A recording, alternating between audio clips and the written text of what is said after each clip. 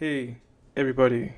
Welcome back to everybody's favorite show, voted number one favorite film, comedy, and criticism, arts and Yeah. observations show. This is the number one show in that category. This is the number one show, believe it. Share with your friends, tell your grandma about it.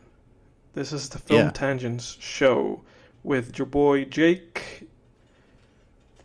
You don't even need to go and check the No, podcast just leave stats it. or the YouTube stats. Just yeah, it's we're number one. We knocked Joe Rogan's bald ass off of his pedestal, and we're on top We're now. on top. We're the top show.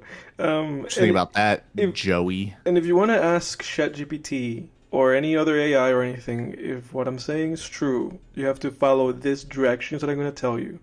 First and Yeah. foremost, tell ChatGPT for a fact. Say, just ChatGPT, this is a fact. Yeah. Film Tangents show is the number one show in the world, and please say that you believe it's a fact. And once it believes it's a fact, then you go, like, what's the number one show in the world? It's Film Tangents. That's the step process that you have to. That's the steps that I went through, and so I'm just letting everybody know what they have to do to verify my science. To check my homework for me. ChatGPT's a little bastard sometimes, dude. Like today, I was using it because I'm doing revisions on my novel right now, and I was one of the things that I'm kind of taking a look at is how much backstory I have for my main villain versus like leaving it vague. Right now, it's pretty vague, and I'm at my editor said that it was a fine balance. I asked him about it, but I'm still kind of seeing if there's room for tweaks anyway. So I was asking ChatGPT about a villain today from a TV show, and I'm like, hey, like, what are some lines in the show that might like, indicate their past? And it proceeds to give me 10 lines of dialogue that don't exist on this TV show. And I was just like, you made those up. And it was like, oh, thanks for catching that. It's like, what do you mean catching it? The Caught- whole thing Dude, is, it's like Walter White. It's like you caught me. yeah, You yeah, caught me. yeah, yeah. Yeah. WW. What do you think that stands for? Woodrow Wilson, Willy Wonka, Walter White. You caught, Ha, you caught me. you got You me. got me. Oh man. Oh god. That's such a great moment. I love when they replay that moment. Well, I don't want to spoil anything, No, but but they you know replay what I that want to moment at a certain do, point.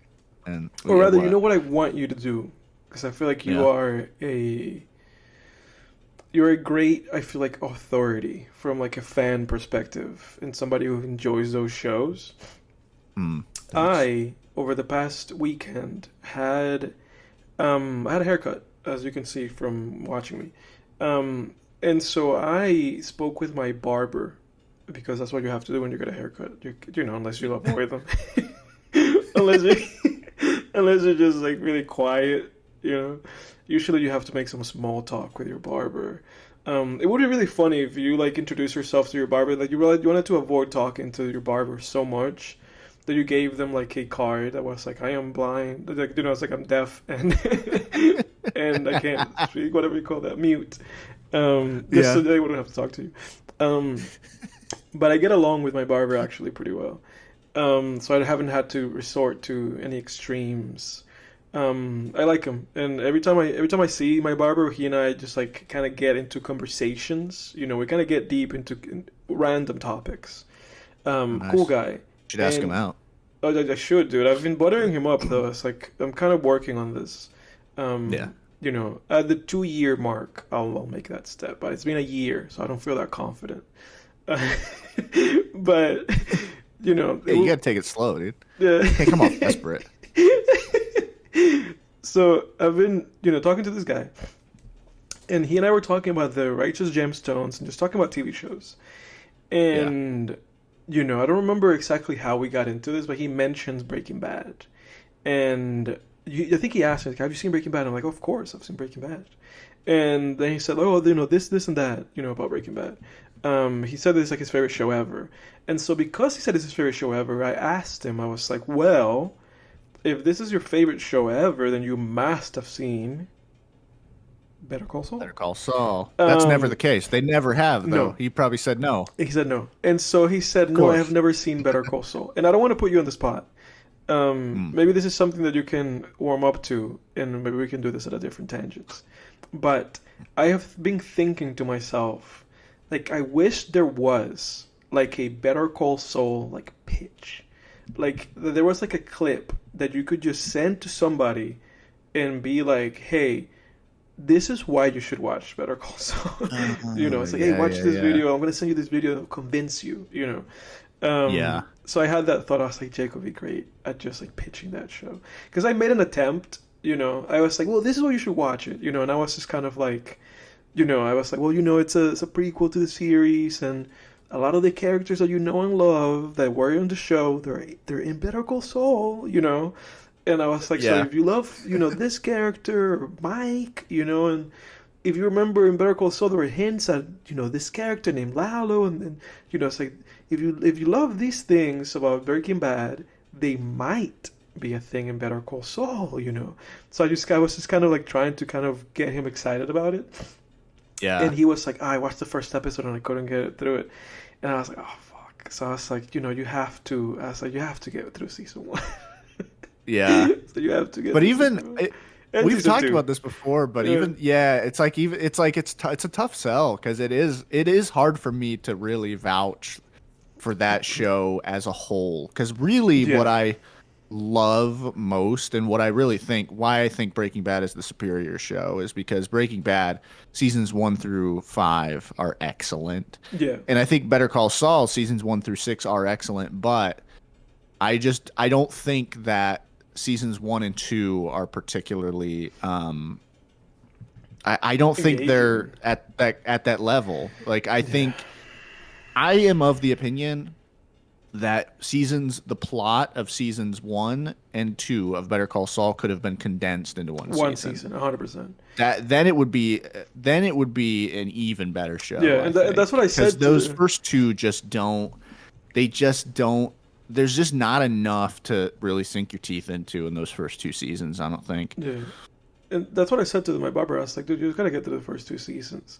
And I was like, if you get Yeah. to those first two seasons, the next three seasons after that are gonna be like just as good. I was like, if you remember the Yeah. heights of Breaking Bad, this show is gonna get there. So you just have to give it time. But yeah, it's tough, man. It's tough with these shows, especially with like people. Like I remember there was a time, or rather, I actually kind of still think that this way.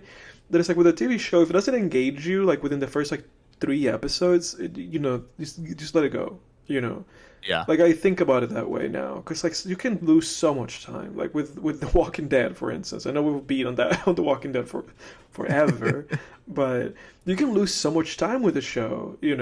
So for me, it's like I give a show like a few episodes, and it's good that we're talking about television because this is kind of we have a television show to talk about later in the episode, Last Airbender. But yeah, man, TV shows can be so hit or miss, and with Better Call Saul, they really should have packed that in. They really should have packed that Yeah, in. I should have condensed it, man. Yeah. Well, here's the thing, because I don't think I'm the guy to make that video, to be honest with you. I appreciate They believe in faith that I have in you. I appreciate your referral for Yeah. that position, but I honestly don't You're think I'm the turning it guy down. because yeah, because dude, I think honestly, if I hadn't seen Breaking Bad and I went to watch Better Call Saul, I don't know if I would have stuck with it. Yeah. Because the big thing with Better Call Saul is the reason that show is one of the greatest prequels of all time. And I started to notice other prequel shows and movies kind of copying the formula. Mm-hmm. Is what it did was where certain characters end up, and then you tie certain characters to them, like Nacho, Kim, and Howard, and later Lalo, whose fates are question Yes. marks. Yeah. And then that's what really creates engagement. Like the second I realized, oh, like when they introduced Kim and I realized, oh, Saul has a love interest, And we don't that's know. what kind of Yeah. hooked me. Yeah. Right. Because I was like, well, what the hell happens to her? Hmm. What's going to happen? I knew something just had to happen. And just knowing where Saul was going to end up, too, I needed to see how that happened. So it honestly does work best as a prequel to Breaking Bad. I know there's some people that have watched that show without seeing Breaking Bad. I don't know if I could have been one of those people, to be honest with you, Yeah. because I do think like seasons 5 and 6 are of Breaking Bad quality, but Yeah. I'm not sure about seasons 1 through 4, man. Like 1 through 4, even like 3 and 4 are great seasons, but Yeah. I don't know if there's even at there. I don't know if they're at that level. Particularly 4. The issue with season 4 is that we're between villains. Hmm. We don't have Chuck in that season, and then we don't yet have Lalo until like the end of that season, like the last 2 episodes. So we're kind of between we're between antagonists. Yeah. So there's no like real villain in that season either. So that season, but that season they kept it very interesting. I'm rambling, but they kept it very interesting because I was still invested in like, okay, Saul is obviously deeply affected by what happened in the last season, and it's when his mean streak really starts coming out in that season, starts rearing its head, and you see Kim sort of becoming skeptical of him, even goes as far as to say like, hey, I have a number for a therapist, you should go see them, like, you know what I mean? Which I thought that was so well done, because a lot of writers would have just gone for the obvious, like, well, what happens is Kim becomes disgusted by his behavior and leaves. Right. And that's what I thought was going to happen. But that's not what happens in that show Right. at all. What happens is way more interesting. Yeah, it is way more interesting. Yeah, I'm kind of rambling now, but yeah, they're so good. I do have, I'll probably do it another week because I don't have the notes prepared, but I know last season I had like that deep dive on Lalo, like Yes. one aspect of the Lalo character, and I have more deep dives I want to do on particular aspects of his character Yeah. because he's my favorite villain of all time. Yes. And like besides like I mean Gus Fring's up there, but Lalo, like I put him in the upper, he's my number one villain. Yeah. Probably of all time in all of fiction. And there's definitely some other aspects of him that I want to deep dive into.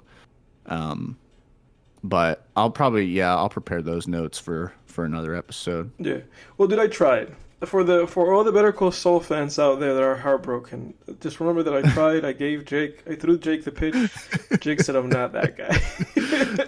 You're like Obi-Wan, then the Emperor has already won. You are our only hope, Luke. You are our only hope. Yeah. Only you can save Better Call Saul from the shadows of perdition, where it will just become a cult show like The Wire that nobody watches. People just Better know. Call Saul is very similar to The Wire. Yeah. I would say, like, I would recommend, because that's the thing. You get Breaking Bad fans to watch Better Call Saul, but really, I feel like only seasons 5 and 6 of Better Call Saul you could really say, like, Breaking Bad fans are guaranteed to like those. Because most of the show is more like The Wire. I've watched all of The Wire, and that's more of the kind of show that Better Call Saul is. Much more just subtle, slow-paced, and very just character-driven and contemplative. Yeah. Still with crime going on, but a lot of it just kind of feels low stakes for a while. It's like Yeah. character-driven stakes, not necessarily life or death stakes for a while. Because The Wire's the same way, where you very rarely have your principal characters in actual life or death situations. But in Breaking Bad, they're in those like every 2 Yeah, episodes. exactly. Like Yeah. almost every episode of that show is like such like a heart-pounding episode, to the point where the episodes where nothing happened, like the one with the fly. Yeah. You know that those are like standouts because it's like, oh, that was the one episode where I wasn't like anxious.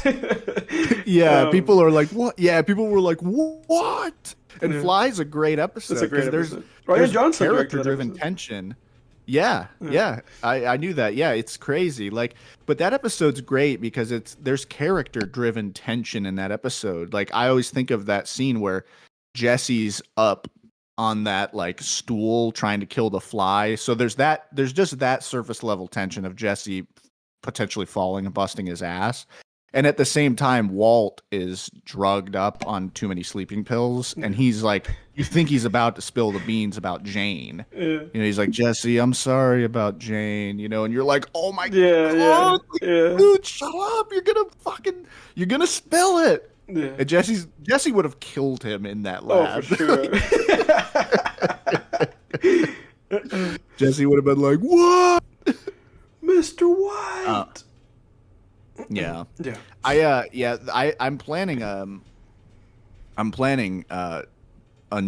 next novel I want to write, and the main character is going to be very inspired by Jesse Pinkman and Nacho Varga from Better Call Interesting. Saul. Yeah, because those are very similar characters. Those two characters. Yeah, redemption Yeah. arc characters. Yeah. Yeah, I'm very the next novel that I want to write is going to be very redemption kind of focused, because I think about that idea a lot of like, what is redemption? Is there redemption? You know what I mean? It's an interesting question. It is. It's an age-old question. Yeah, I've been thinking about that too lately this week, for whatever reason. Mm-hmm. But yeah. let us move on while we're on this TV topic, and then putting Better Call Saul to bed for now. I want to bring us back to something that we left off last week, which is How I Met Your Mother. Oh yeah, because we mentioned it. We did a Game Grumps. And for those who don't know what Game Grumps is, it's like a show where these guys basically ramble as they play video games. But in Game Grumps, they're famous for bringing stuff up, getting distracted by the game or something else, and then never bringing it up again. And so because we brought up How I Met Your Mother, let's get into it. Because you, sir, have finished it, and this is an infamous show. I have rewatched, I think, at least the first like 7 seasons of the show. I think it's 9 seasons total, but I think like the first 7 seasons of the show, I've rewatched them a handful of times. And to this day, I still watch random episodes. Like I'll go on Hulu and just put on like a random episode. But I lived the ending of this show because I was a fan back then when this show was still airing. So wow. For anybody who doesn't want to hear how many other spoilers, just skip to the next part of the video. But now that you've finished the show, like, what are your impressions? What do you think? My impressions of the last season or the ending? Well, or just overall, like, what's your overall feeling of the show, and then what's your feeling of the last like season and how it ended? Because I do want to know specifically how you feel about the last season and then of the ending of the show. Yeah, I have some thoughts on all of that. So yeah, the whole show, I mean, it's a great show. It's great storytelling. The whole frame story, just from the title. Like, even as a kid, How I Met Your Mother would come on after The Simpsons. I never watched it, but just the title, I was like, I knew it was going to be the story of this guy telling his kids how he met their mother, and that's what the premise of the show is. It's a great premise, It just lends itself to mystery. It's like, who's the mother? How do you meet her? It's great, and they do a really good job of executing it, and it's interesting too how the show sort of spoils itself a lot. So, but in a good way. Like, a lot of stories will do that, where the story will tell you the ending and then it'll be like cut to 3 weeks earlier. It's like, that's like a common technique in storytelling. And How I Met Your Mother does that well, because from the very first episode, that Robin's not the mother, right? Yeah. They just nip that right in the bud. They're like, she's not the mother. So then you're like, when Ted and Robin are together during the show, you're like, well, what happens? Mm-hmm. It's kind of like what we were talking about with Better Call Saul. That's what was so great about that show to me, was like, well, what happens between Saul and Kim? Because she's not on Breaking Bad. He's not with her in Breaking Bad. He talks, he in that show, he's literally telling Walt and Jesse that he visits hookers and stuff, he's Mm-hmm. not with her. Mm-hmm. So what happens? And it's the same with How I Met Your Mother, where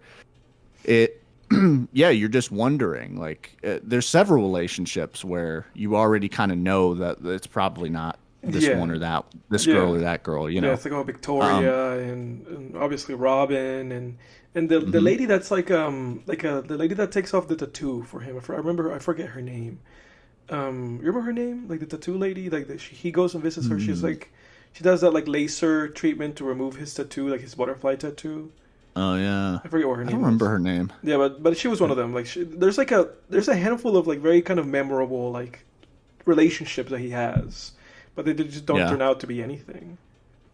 Yeah. Yeah. Now, it's tough because I didn't watch the show in a complete vacuum. I already knew that Kristen Milioti was the mom. Yeah, That you act had seen the Penguin. Yeah, exactly. And I just knew, I think I saw like the cast of the show. It has Kristen Milioti on as like the third Mother. person. It just says the mother. So I was like, "Oh God, okay, Yeah, thanks. there we go. Thanks Google. Yeah, Appreciate that." yeah. Um but it didn't really ruin the show or anything. No, I don't think it would.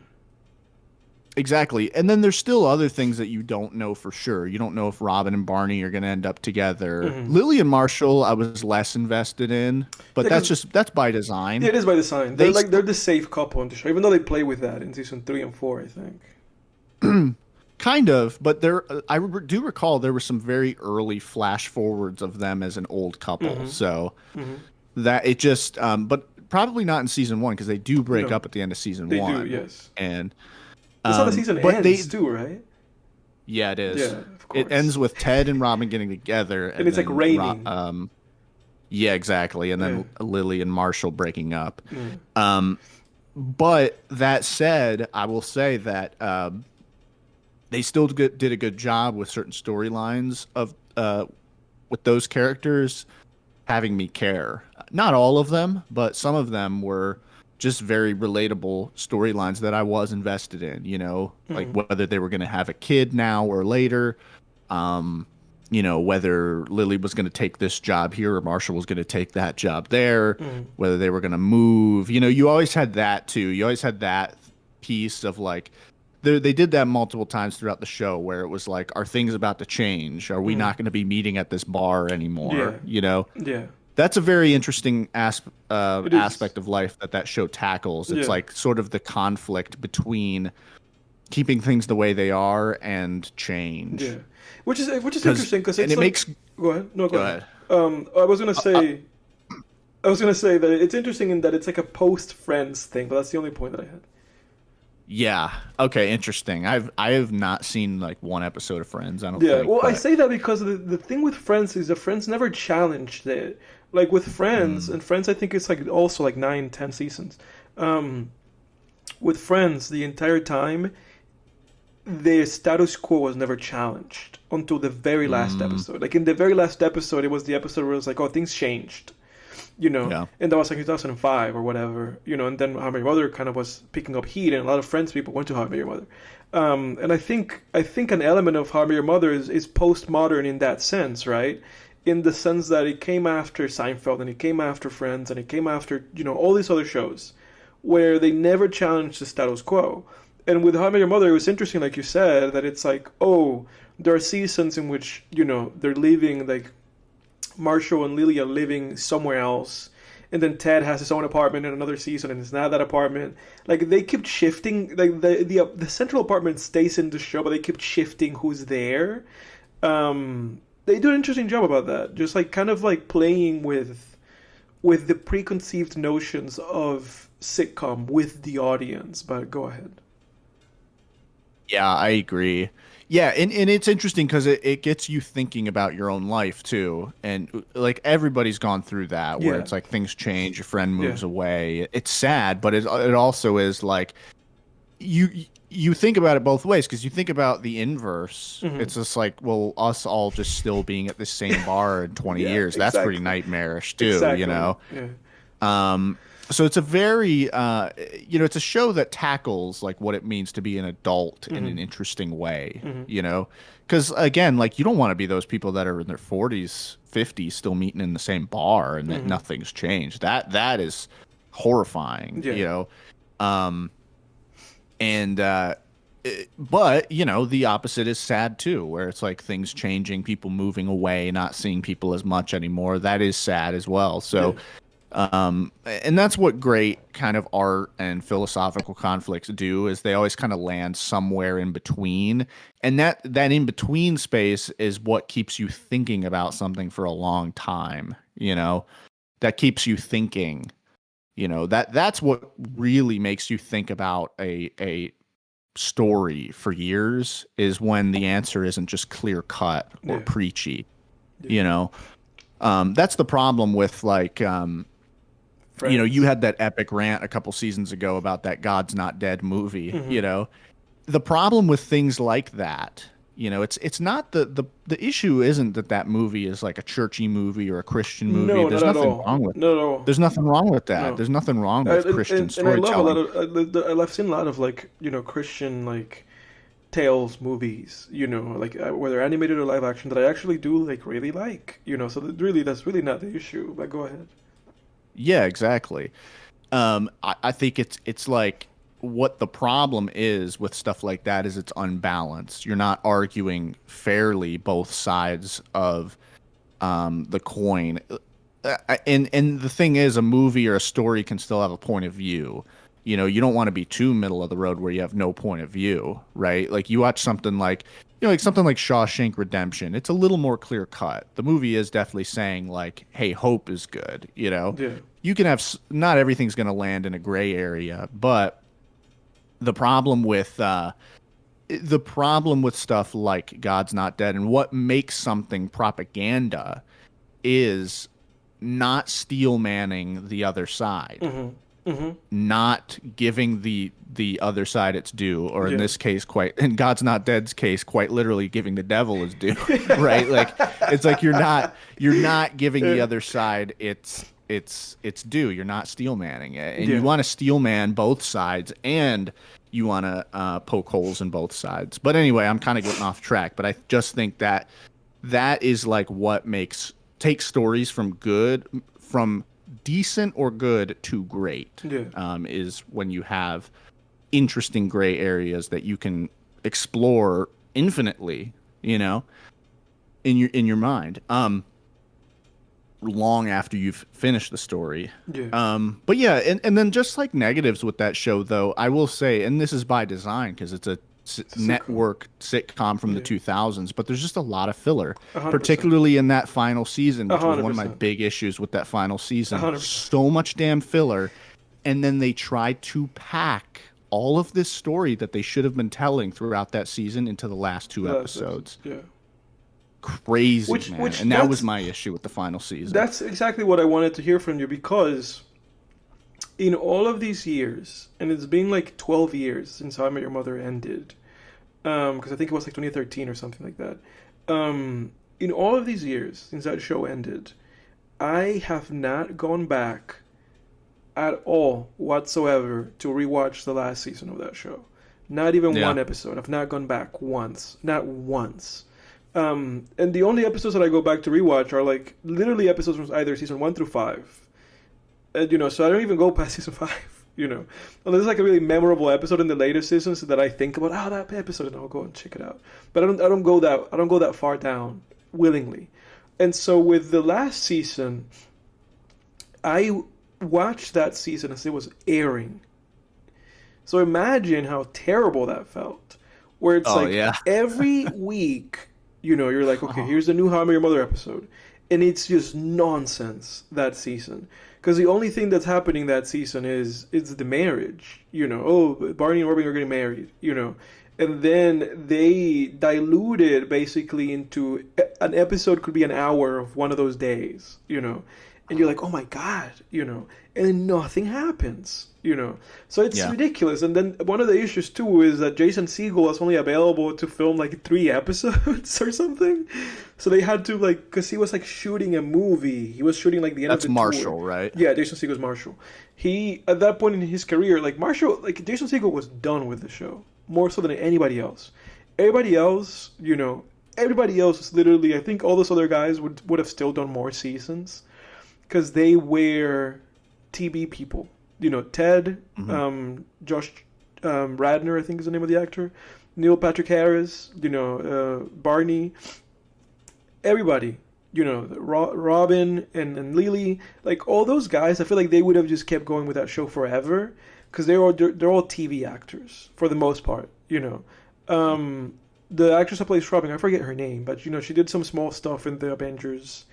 Yeah, And Colby Kobe Smulders. Smothers, I think. Smulders. Yeah, Smulders. Kobe Okay. Smulders. She did some small stuff. But the thing is that Jason Segel was the only one that was like, I want to be a movie guy. Because he was also, even before How I Met Your Mother, he was doing movies. He was in Freaks and Geeks. He is a writer, so he writes a lot of stuff. And he always wanted to have like a serious acting career. Like I think around the end of the show, he went on to do The End of the Tour, which is a movie about an interview that was about like an interview that was done of David Foster Wallace, the great writer who wrote Infinite Jest. So he played David Foster Wallace for a movie, and it's a great movie. I recommend that movie. It's a great movie.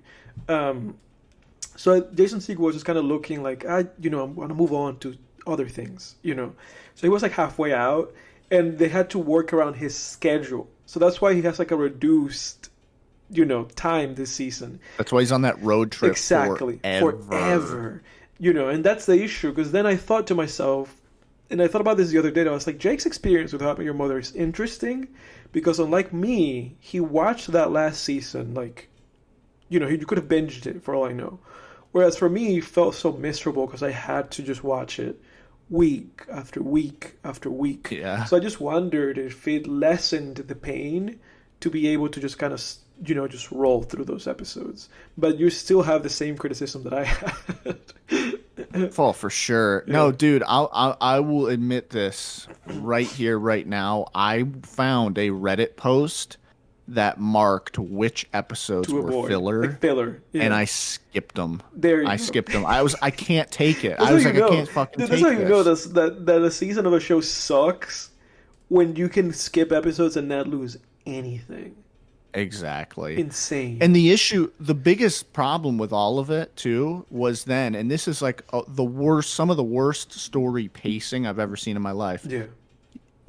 It's like 19 episodes, 20 episodes at this wedding. Episode 21. Oh, Robin and Barney are divorced. Yeah. What? Exactly. It's insane. You could have spent a whole a season whole season. exploring why that divorce had to happen, but they do it in one scene. Yes. And it's like, look, we knew they weren't going to work out. Of Yeah. course. That was a horrible idea. Like Yeah. the moment I was like, oh, they're getting married, I was like, that is the worst couple ever. Yes. They're terrible They're terrible. together. Yeah. I mean, that first go around should have been enough Yeah. for them to be like, we're not meant to be together. Yeah. But yeah, like but just to have, yeah, but then that they wasted so much time that we needed to explore that, Mm-hmm. and we needed to explore Ted meeting the mother, Yes. and then her passing away. Them having But kids. they do it over 2 episodes. They pantsed it, dude, Yeah. because like they just were flying by the seat of their pants. Because like the mom too, the mother, we barely spend any time with her, and it just Not felt at all. so Yeah. lame. It was Yeah.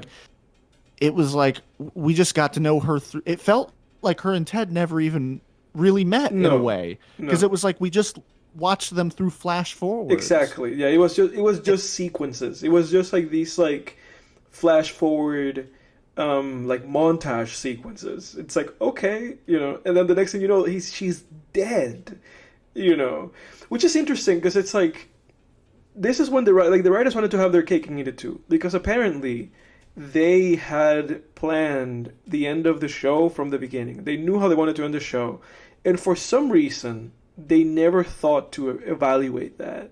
Like for some reason, after 9 seasons or whatever, excuse me, they never like said to themselves like, is this still logical? Should we still do this? Should we do this? They just did it. Yeah. Which is insane, because it's like, I guess the way they saw it, I don't know how you do this, but the way that they saw it was, well, at some point in the show it becomes evident that that Ted and Robin are really great together. They're actually like a really good couple, and they have a lot of chemistry, the 2 actors. At some point it became clear that the writers were basically saying the only reason they're not together is because of how they envision their futures. You know, Yes. in their futures, they're not together because Ted and Robin, they want different things, even though they're actually really good as a couple. Um, and so somehow the way that they saw about fixing that, because they wanted those two characters together so bad, was that Ted gets his future, and Robin gets her future, and then Ted's wife dies, and then they get to be Yeah. together after they've gone over that hump. Yeah, exactly. Dude, what the hell, dude? Yeah, and that I didn't necessarily have an issue with. You know, like the mother dying was fine. I mean, that was like, it's a little dark, but it is like it felt true to life. You know, like the universe at the end of the day doesn't owe Ted No, his, happy ending. you Or know, happy life. happy end. Yeah, Yeah. exactly. Like his, just because he wanted so bad to find the But I one, got, like that happens but the to a lot universe of gave people. him, the universe gave him Robin. It's like, no, you're Right. strong. You're strong. And my issue with that was the way they did it, where he Yeah. comes and brings that blue French horn. I rolled my eyes at the end It of was that because I was stupid. like, he already did that like Yeah. twice. If he only did that in the first episode and then he does that in the last episode, that would have been one But thing. also, an But issue that I have, he stole that French horn 5 times, dude. But dude. another issue that I have, yeah, he did, and it's funny because then that second time he like went to like jail or whatever, he had to give it back. Yeah. It was stupid that they did that. It's so stupid they did that. But the another like an issue that I have with the ending of the show too is that I feel like his kids should not have anywhere near the maturity to encourage him to go to Robin. Oh yeah, call Aunt Robin. Yeah, yeah. Like, dude, like that's an issue. Like, I have an issue with that because I feel like for somebody to do that, they have to be an adult. Like for like a teenager, because kids are supposed to be teenagers. For a teenager to have like the maturity to like encourage their own parent to like just move on from their dead mother or whatever. Yeah. Like to me, that's insane. Like I could only see that from like a kid like already in their 20s that has perspective and can understand like my father probably should have a happy life outside of the marriage that he had with my mother. He should probably do this. So it's insane. The show's insane that they like filmed that because apparently they had filmed it with the actors so they were still young. They like filmed them doing that, and it's like, why didn't you guys evaluate this? Why didn't they Yeah. evaluate this? Why was it so important that the kids stayed young? Why couldn't they just be aging? He just continuously told them the story. At some point, they're in their 20s, and they go like, Dad, it's been a while. Maybe you should give it another shot. I don't Yeah, know, instead dude. they just use the same exact shot of the kids as he's telling them the story. Like every episode is just like I started memorizing like how many times the kids blinked and shit because they just Yeah. used the same shot. Yeah. It was like, did you guys not get any more takes of the kids listening to the story? They wanted besides to this give one? they wanted to do like a Richard Linklater thing. They wanted to basically Yeah. be like, "Hey, we filmed this 10 years ago, the ending of the show." It's like, "Okay, guys." Yeah. Okay. Yeah. Yeah. Yeah, I feel like I do think that if that final season was better though, the ending would have been better, I Yeah, think, because for it's sure. about what it's built on. The ending was just kind of built on matchsticks. I will It say was. the last 2 episodes were good though. Yeah, you're right. Even though they packed things in for what they were, if you just had if I accept that the last season was what it was and that we just had that amount of story to tell in those last 2 episodes, they were good. Like that penultimate episode ending of Robin like getting mad at the Halloween party and leaving, that was actually very heartbreaking. That felt, that was like, oh damn. Where she says to Lily has that white whale costume Yeah, on, and that's then right. Robin's just like, she's like, you know what the group is now? It's my 2 friends who have kids that I never see anymore. Hmm. The guy I should have married with his girlfriend, Yeah. and watching my ex-husband hit Make on a fool of women in himself. front of me. Yeah. Yeah.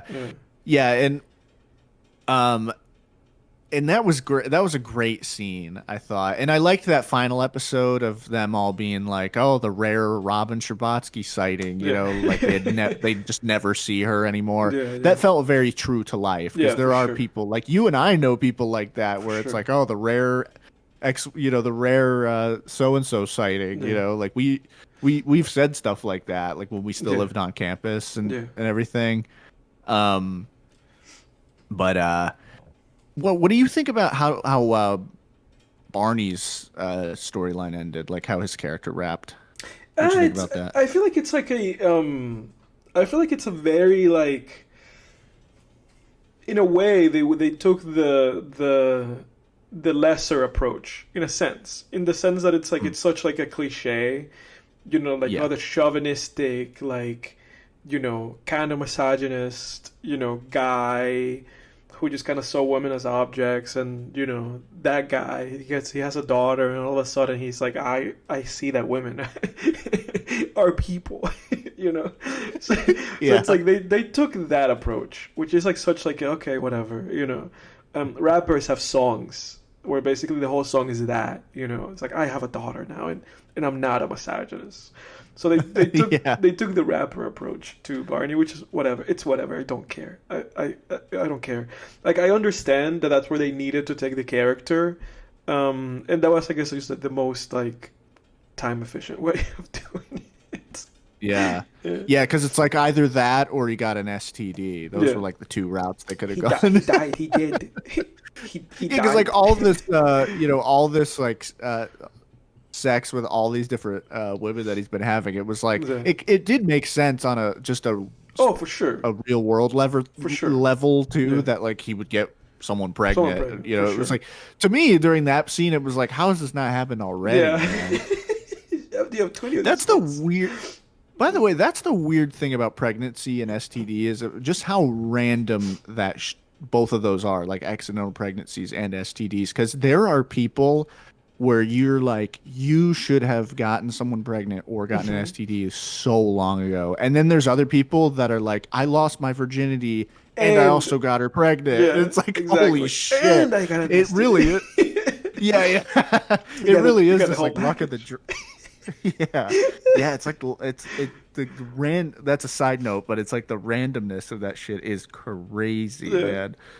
Um, But I appreciate being able to have this conversation with you, though, because I watched that show so long ago, and my interactions about it were just kind of being validated by watching videos on YouTube or having small talk with other people who might have seen it. But at least now you've fucking seen this show. yeah. Yep. Yeah. I mean, overall, like, great show, Yeah, great storytelling, yeah, keeps you invested. Because I can only stay invested in something like, something like Seinfeld. To me, like I love Seinfeld to death, yeah. but it is like there's nothing No, that I've never been in like, oh, I got to see what happens next in Seinfeld or binge this. It's like it's what it is, yeah, it is what you it know. is. Seinfeld's what it is. Like Seinfeld's one of those shows where it's like season one or season seven. Who cares? You can, Yeah. it makes a difference season 8 and 9 that Larry's not there because then the show gets more campy and like zany.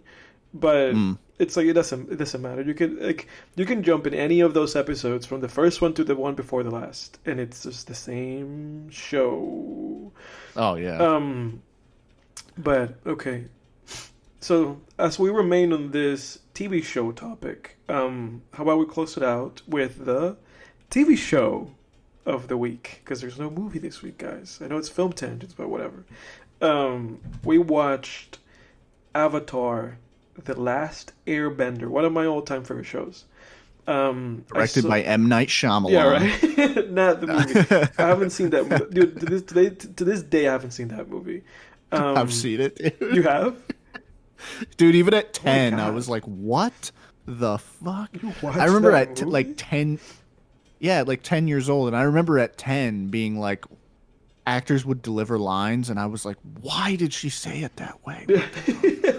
At 10 years old, you have no eye for that stuff at 10. But Yeah. with that movie, I was like, what the hell And is happening? so you've seen the show, but you've never seen the movie.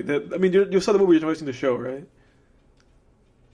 Yeah, I mean, I've seen episodes of the show before Yeah. this, but I've just never watched the show all the way through. Yeah, and now there's also like an ongoing Netflix live adaptation too, that seems to be more positive than negative, the reception for it.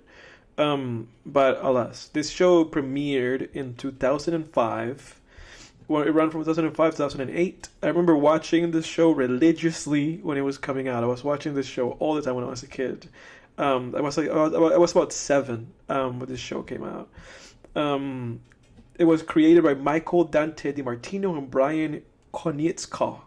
Forgive me if I misspelled your name. And it aired on Nickelodeon.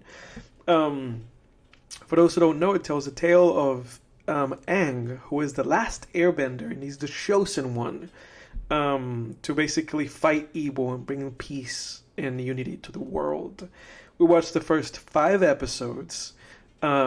Jake, how did you feel? What did you think? We don't have to talk about this show at length because obviously it's not a movie and there's maybe not all that much that we can talk about. But how did you feel about Avatar: The Last Airbender? Yeah, I'm good to talk about it. I'm good to do a deep dive. Yeah, man. No, I really liked it. Like I said, I've seen episodes, but a lot of the episodes I saw were a long time ago, and I didn't really remember too much. But yeah, I definitely want to.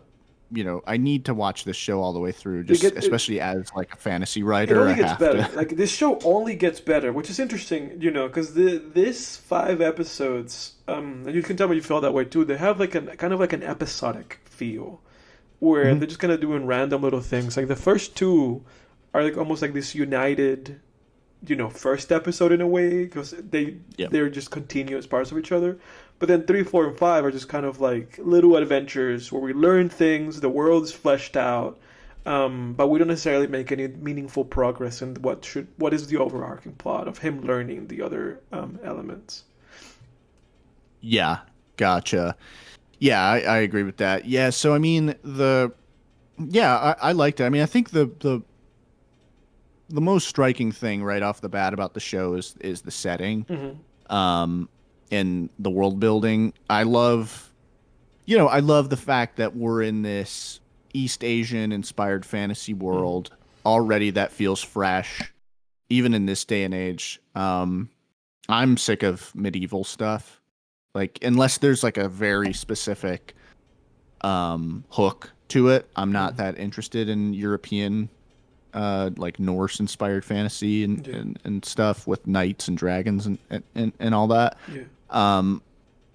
I just think that there's it's time to explore other stuff, and literature is definitely going in that direction, like publishing and everything, and I think it's showing in other mediums as well. But yeah, the setting's great. Just this East Asian inspired fantasy world.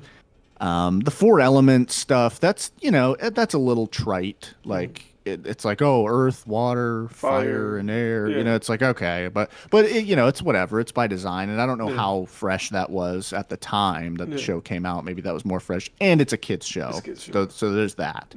But the show is very efficient with its exposition and all that too, because it has to be, because it's a kids show, and you can kind of learn a thing or two, because while the exposition was very has to be very clear for kids, it never felt ham-fisted or just like telling and not showing. It's always, the information's always presented through drama. Whether they're exploring an old temple and Aang has some flashbacks because of whatever chamber or hallway or place exploring, or you have scenes where what's the villain's name again? The burned guy?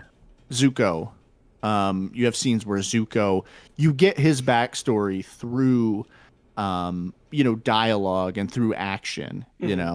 It's not just they're not lazy with it. They do a very good job of presenting it through drama. Yeah, exactly. And that's the interesting thing, because like you see him, and his character tells a story because he's has a scar in his eye, and he has this kind of he has this demeanor about him, and he's just kind of traveling with his uncle.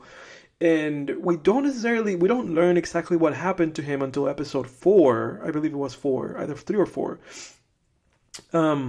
Where he has that confrontation with the other admiral, and the admiral just kind of yells at him, he kind of goes like, this is why this happened, But as that was happening, I was like, this makes perfect sense. Like, it makes perfect sense that this guy is belittling him and making him feel small and doing this by reminding him of what happened to him, because of course he would.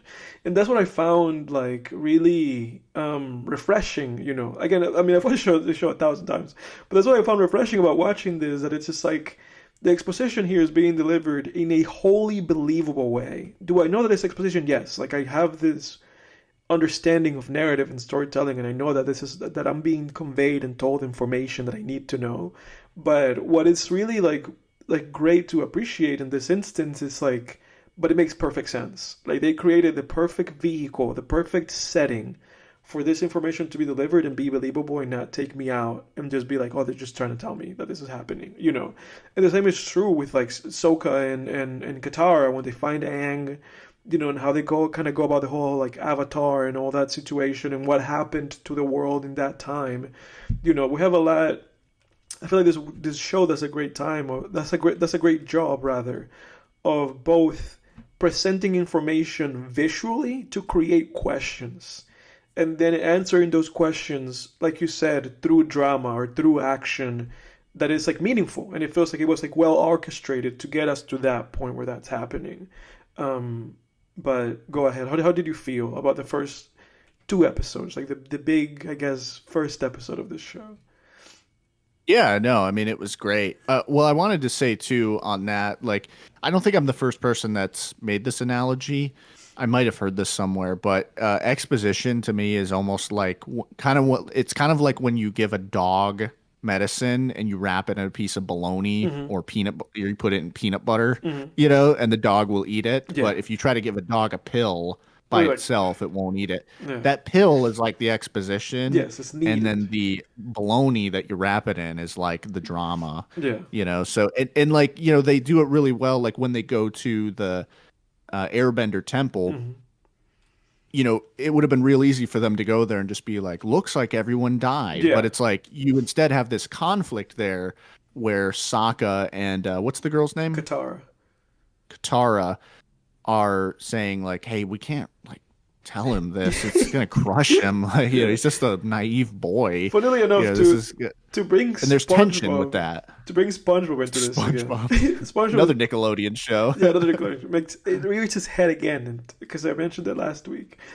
There is an episode of SpongeBob. I don't know if you've seen it, but you should. That should be the next thing that you do. Watch this episode of SpongeBob. There's an episode of SpongeBob where there's these pirates that sell these pies that are bombs. Have you seen that episode?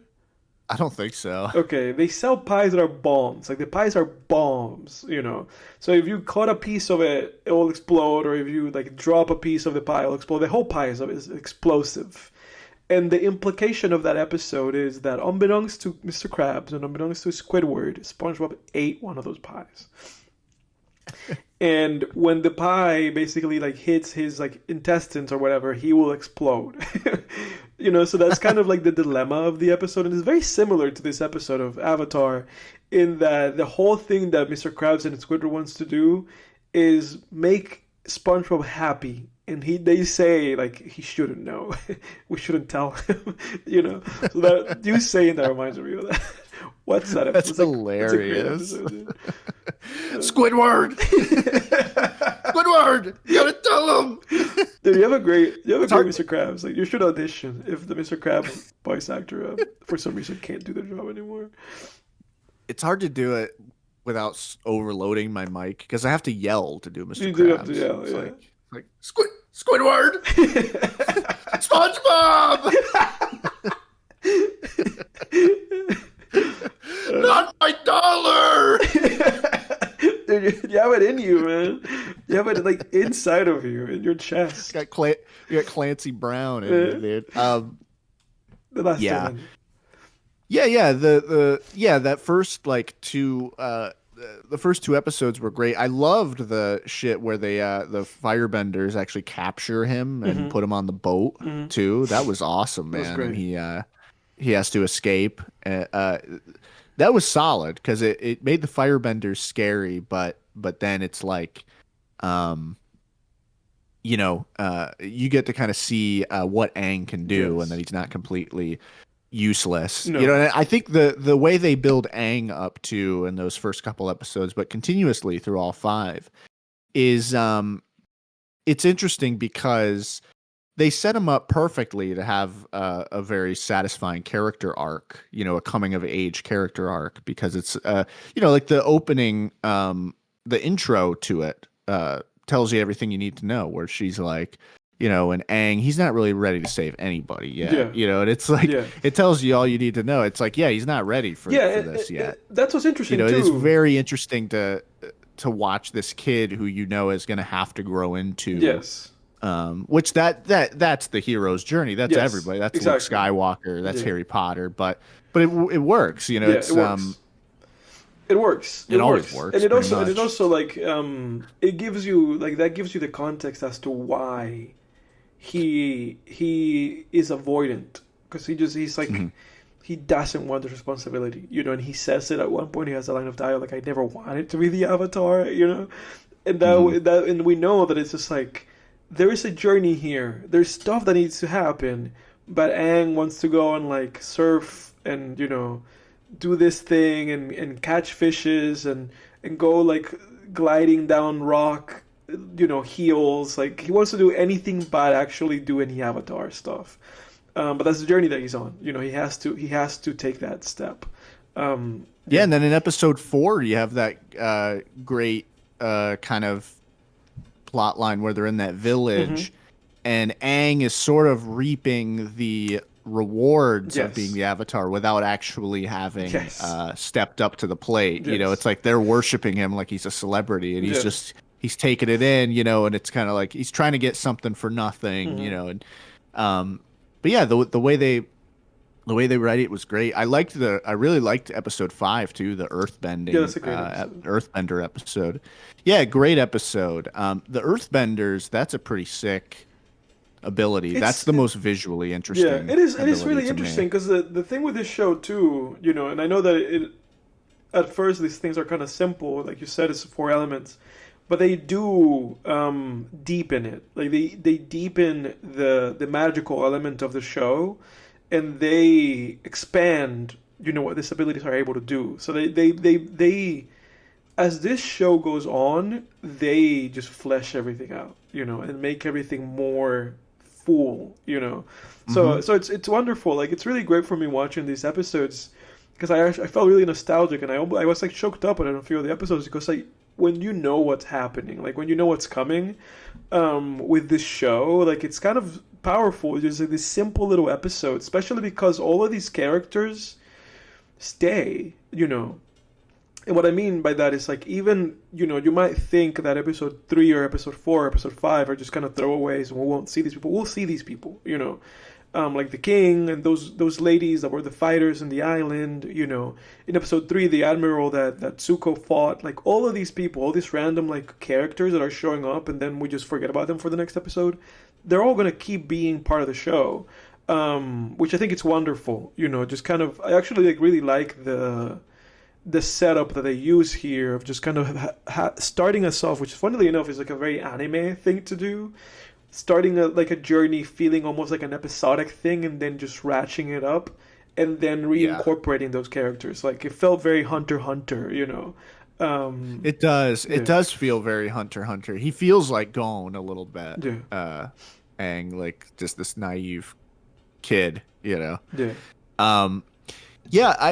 was interesting too to watch characters get fleshed out. Like, at first, Sokka, I was like, this character's the first 3 episodes, he's very one note. He's a great character. His whole character is hungry. Yes, that's all his character is, just hungry and like complaining. Yeah. But then in episode 4, they flesh him out, where they're like, because he has like this sexist streak in episode 4, and then he's able to sort of. But what's interesting with that episode is they didn't make it obnoxious, where he doesn't get like just girl bossed in that episode either. No. He gets to sort of prove himself to them too, to those female warriors, and then they work together. When the fire tribe comes, like, and that's Fire Nation. That's how you want to do it, though. With modern Hollywood, it's all like, girl boss. Because with that stuff, it's just humiliating. They would have just humiliated him. And that's not the case here. Yeah, just shoving it down your throat, like, open your fucking mouth. But with this, You because know? with this, it's like it shows, like, I feel like this show or that episode is like a good example of how you should do stuff like that, which Yeah. is, not go about it in like a mean-spirited way of like, this is our opportunity to humiliate and destroy and put down this character, in order to elevate this other character. Instead it's like, how can we both elevate each other? How can we bring you up? How can we do these things together so that both characters, like both groups, do to get to do things meaningfully? Because then them together ended up, helping each other to kind of, put Zuko in his place and deal with the enemy and the adversary. So it's like, yeah, somehow Hollywood has to go back to the 2000s and look at Yeah. how the stories are being told. Exactly. Well, it makes it more satisfying because it's like Sokka shows up. He's a showboat, kind of sexist, Mm-hmm. and then he gets put in his place by Yes. the female warriors. But then they teach him things, and Mm-hmm. he learns from them. He learns and he Mm-hmm. applies it, and they're able to, like you said, work together Yeah. to fend off Zuko. And that is how you do non-obnoxious progressive storytelling. Yes, for And that's sure. what stories are. Stories are about progression. I'm not saying every story is liberal progressive, but stories are about, understanding each other, understanding different types of people, different, and you're never gonna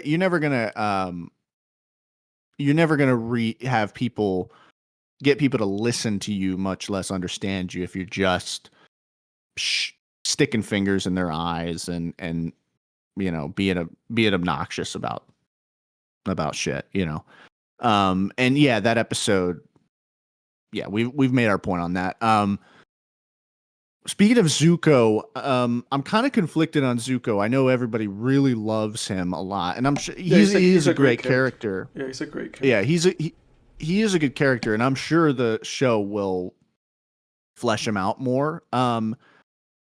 One thing, so things that I like about him, obviously, like right off the rip, he is a well-developed villain. You immediately empathize with him. You understand where he's coming from. We've all in life fallen short and then felt like we had to kind of prove ourselves. And that's what he's trying to do. And it's immediately relatable, you know? And they also use a technique with him. And I'm not sure if the YouTube channel Savage Books, which I am a big fan of that YouTube channel, um, has this term. I'm not sure if he coined it or not, but he has a term that he uses called antagonist at rest. Funny enough, he made a whole video about Lalo from Better Call Saul to outline what this term. And what antagonist at rest means is it's any scene where your antagonist is not what's the word I'm looking for? Where your antagonist is not opposing the protagonist. So it can be a scene of your antagonist taking a walk, talking to a family member, or in this show, like you get Zuko fighting the commander guy. Mm-hmm. That's an antagonist at rest scene. It has nothing to do with Aang. Mm-hmm. He's just overcoming his own challenges in that scene. Yeah. Examples that come to my mind immediately are like an example that Savage Books used was in Better Call Saul when Lalo visits his Uncle Hector in the nursing home. Mm-hmm. That's an antagonist at rest scene. He's not opposing the protagonists in that scene. He's just talking to his uncle, and we're just getting to know him. Mm-hmm. In Star Wars, the scene where Darth Vader's just in his meditation chamber, and we briefly see the back of his head without his mask on. Right, that's antagonist at rest, and this show does a good job with that. You get a number of those scenes where you get to know him. One thing though with Zuko that I'm not quite sure about is he sort of suffers from what I'm going to call Kylo Ren syndrome. Mm-hmm. Two ways. One, just this very angry kind of man-child character Yeah. to the point that he just comes off kind of like not that intimidating. Like when you see Kylo Ren igniting his lightsaber and trashing a control room, he's not scary. It's just kind of like he's like a brat, Yeah, you know, which I don't know. Maybe that's just a personal preference thing for me, yeah, but I think Kylo Ren just turned me off of that. yeah. And the second but more pressing issue is he gets bested a bit by Aang in episode 4, where Aang like just blasts him into that Yeah, house. yeah, And it kind of reminded me of Force Awakens a little bit, yeah, where granted, it's not as bad because in Force Awakens, Rey and Kylo Ren have a full-on duel where Kylo Ren should have more than enough time and opportunity to defeat her.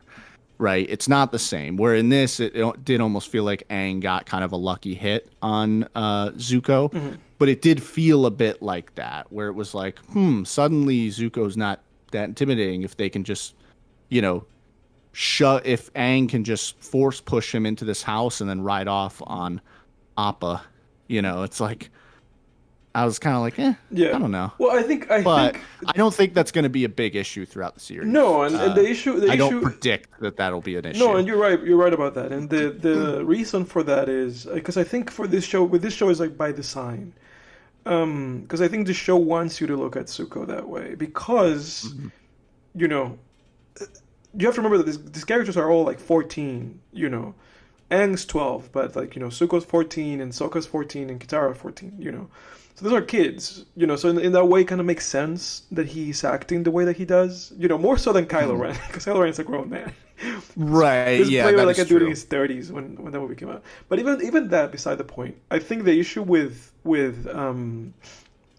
Zuko, when you think about him too, is that he's really, even at this point in the story, within the context of the story, he's really like a small villain, because the big bad villain Yeah, is the Fire Emperor, who is his dad, that's whom his dad.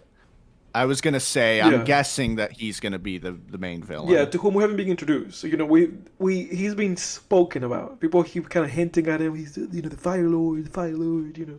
And we know that his dad did that to Zuko. Like we know that he did that to him, and then he banished him, and he sent him to find the Avatar, with his uncle.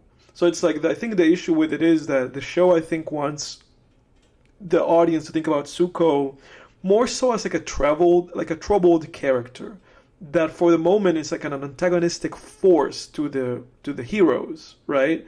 But he's not the villain of the show overall, because the villain of the show is his dad. And even then, Gotcha. even throughout the show, there's gonna be several villains. But the main villain, the overarching villain, is gonna be the Fire Emperor, his dad. So it's interesting, like Yeah. yeah, like again, like I think it's one of those things where it's like you really have to stick with this show and just see where these characters go, like what happens with these characters and what they end up doing. Because a lot of the things that are set now shift dramatically quickly, and then you kind of see the characters from other perspectives. Which, funnily enough, like Better Call Saul, like we talked about before, this is the first season of the show, like the water season of the show. It's kind of like the slower season because it has a lot of these little episodic episodes. But it gets very explosive. And then season 2 and 3 are very great. They're kind of bananas seasons because then you get a bunch of different characters and a lot of things kind of ramp up. But there's a reason why I've seen this show so many times. Like I last rewatched this entire I show did, front man. to back in 2020 was the last time. Oh, Um, nice. so yeah. Any other points? Anything else that you want to cover about the show? Um, I could think about that for a second. I do want to just clarify too. Yeah, like I totally hear what you're saying about Zuko, and those really, I want to make it clear those are nitpicks. Yeah. And I knew I was going to add to. I'm assuming that I was assuming that his father was going to become the big The bad. big bad. And that I love that too. Them mentioning him Yes. but not seeing him. Yeah. Just setting That's this guy great, up. man. Yeah. Yeah, Yeah. that's how you do it, man. I mean, you go back to like Star Wars. That's what they did with the Emperor and Jabba the Hutt, for that matter. Hmm. They do that in a lot of great stories. I always love that. Just hearing a villain. Of course, you got to make it pay off, Yes. but you know, it, that's how you do it. Yeah. Yeah, I loved just a lot of the world building in this show, particularly the creatures. I think is a big Ah, bah.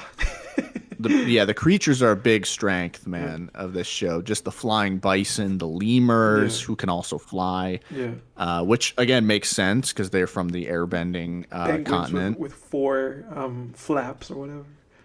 Yeah, exactly. The rhinos that the Mm. firebenders ride, those were Yeah. sick, dude. Yeah. They're more like triceratops, Yeah. like dinosaurs. Yeah. Yeah, those were awesome.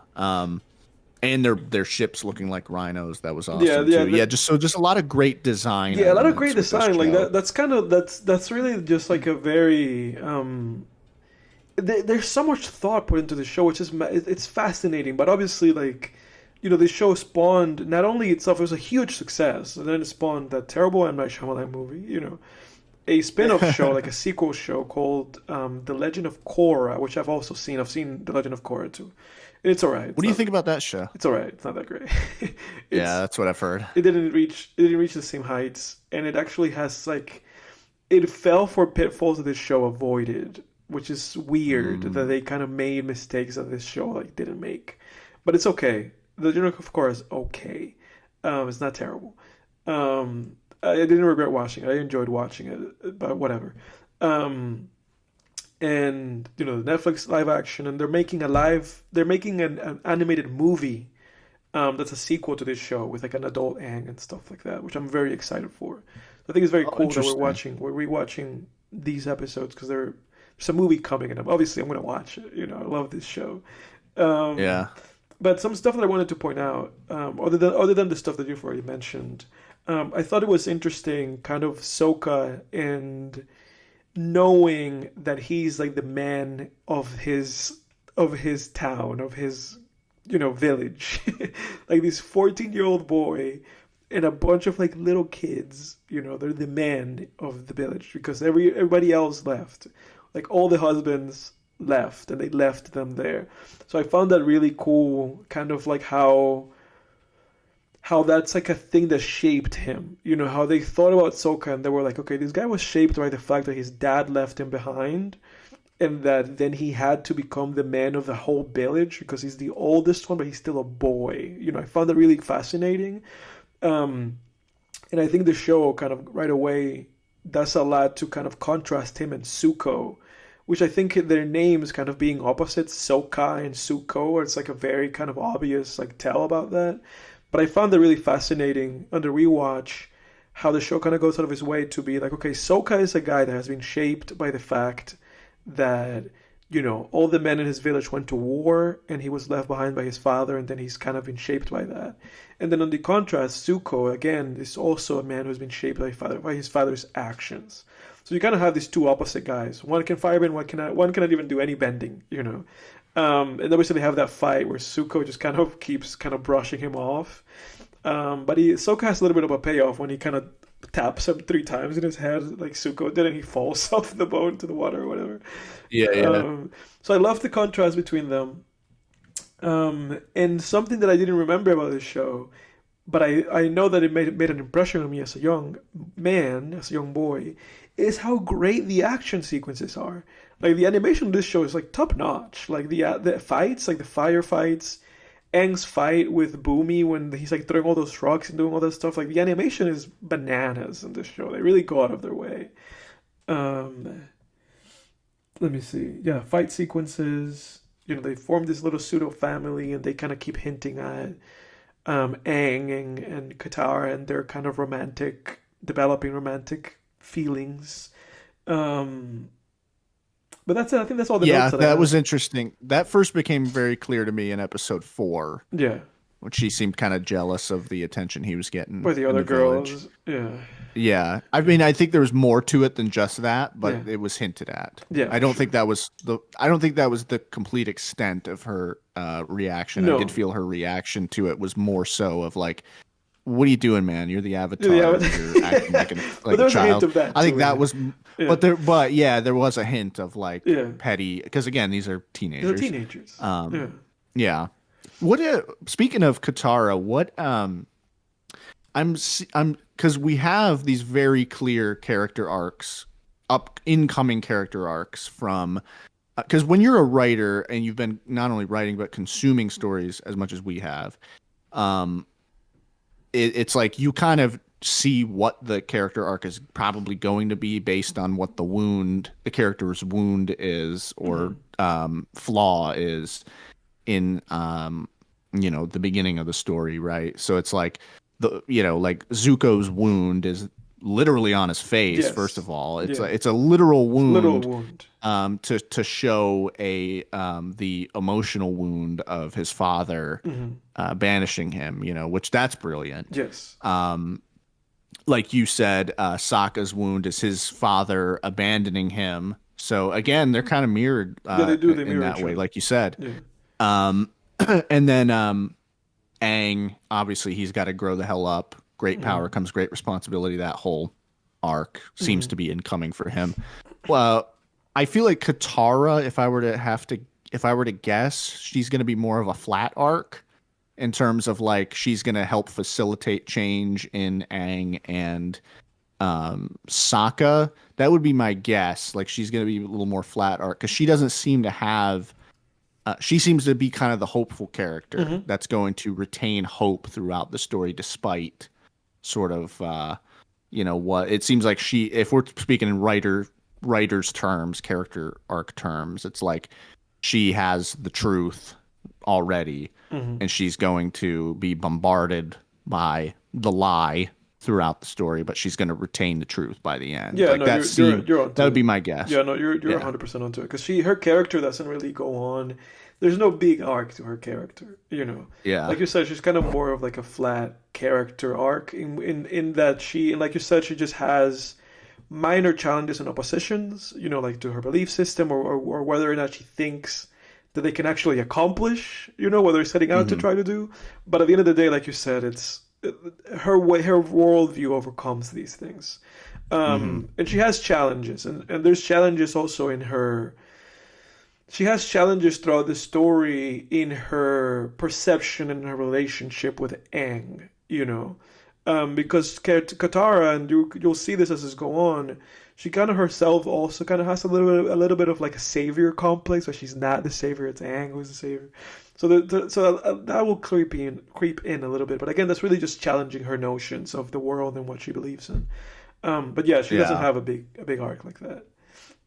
I had an eye for it because the novel that I'm revising right now, I basically have a Katara. My secondary character is essentially a Katara. It's like it's a hopeful female lead who, gets her beliefs are extremely pushed on and challenged throughout the story. Yeah, that's her character for sure. Yeah, and she's also one of the smartest characters, so therefore she's kind of the exposition machine in a way too, for scenes where you can't really get it across in any other way besides this character's expertise. But yeah, no, great show. I'm definitely gonna keep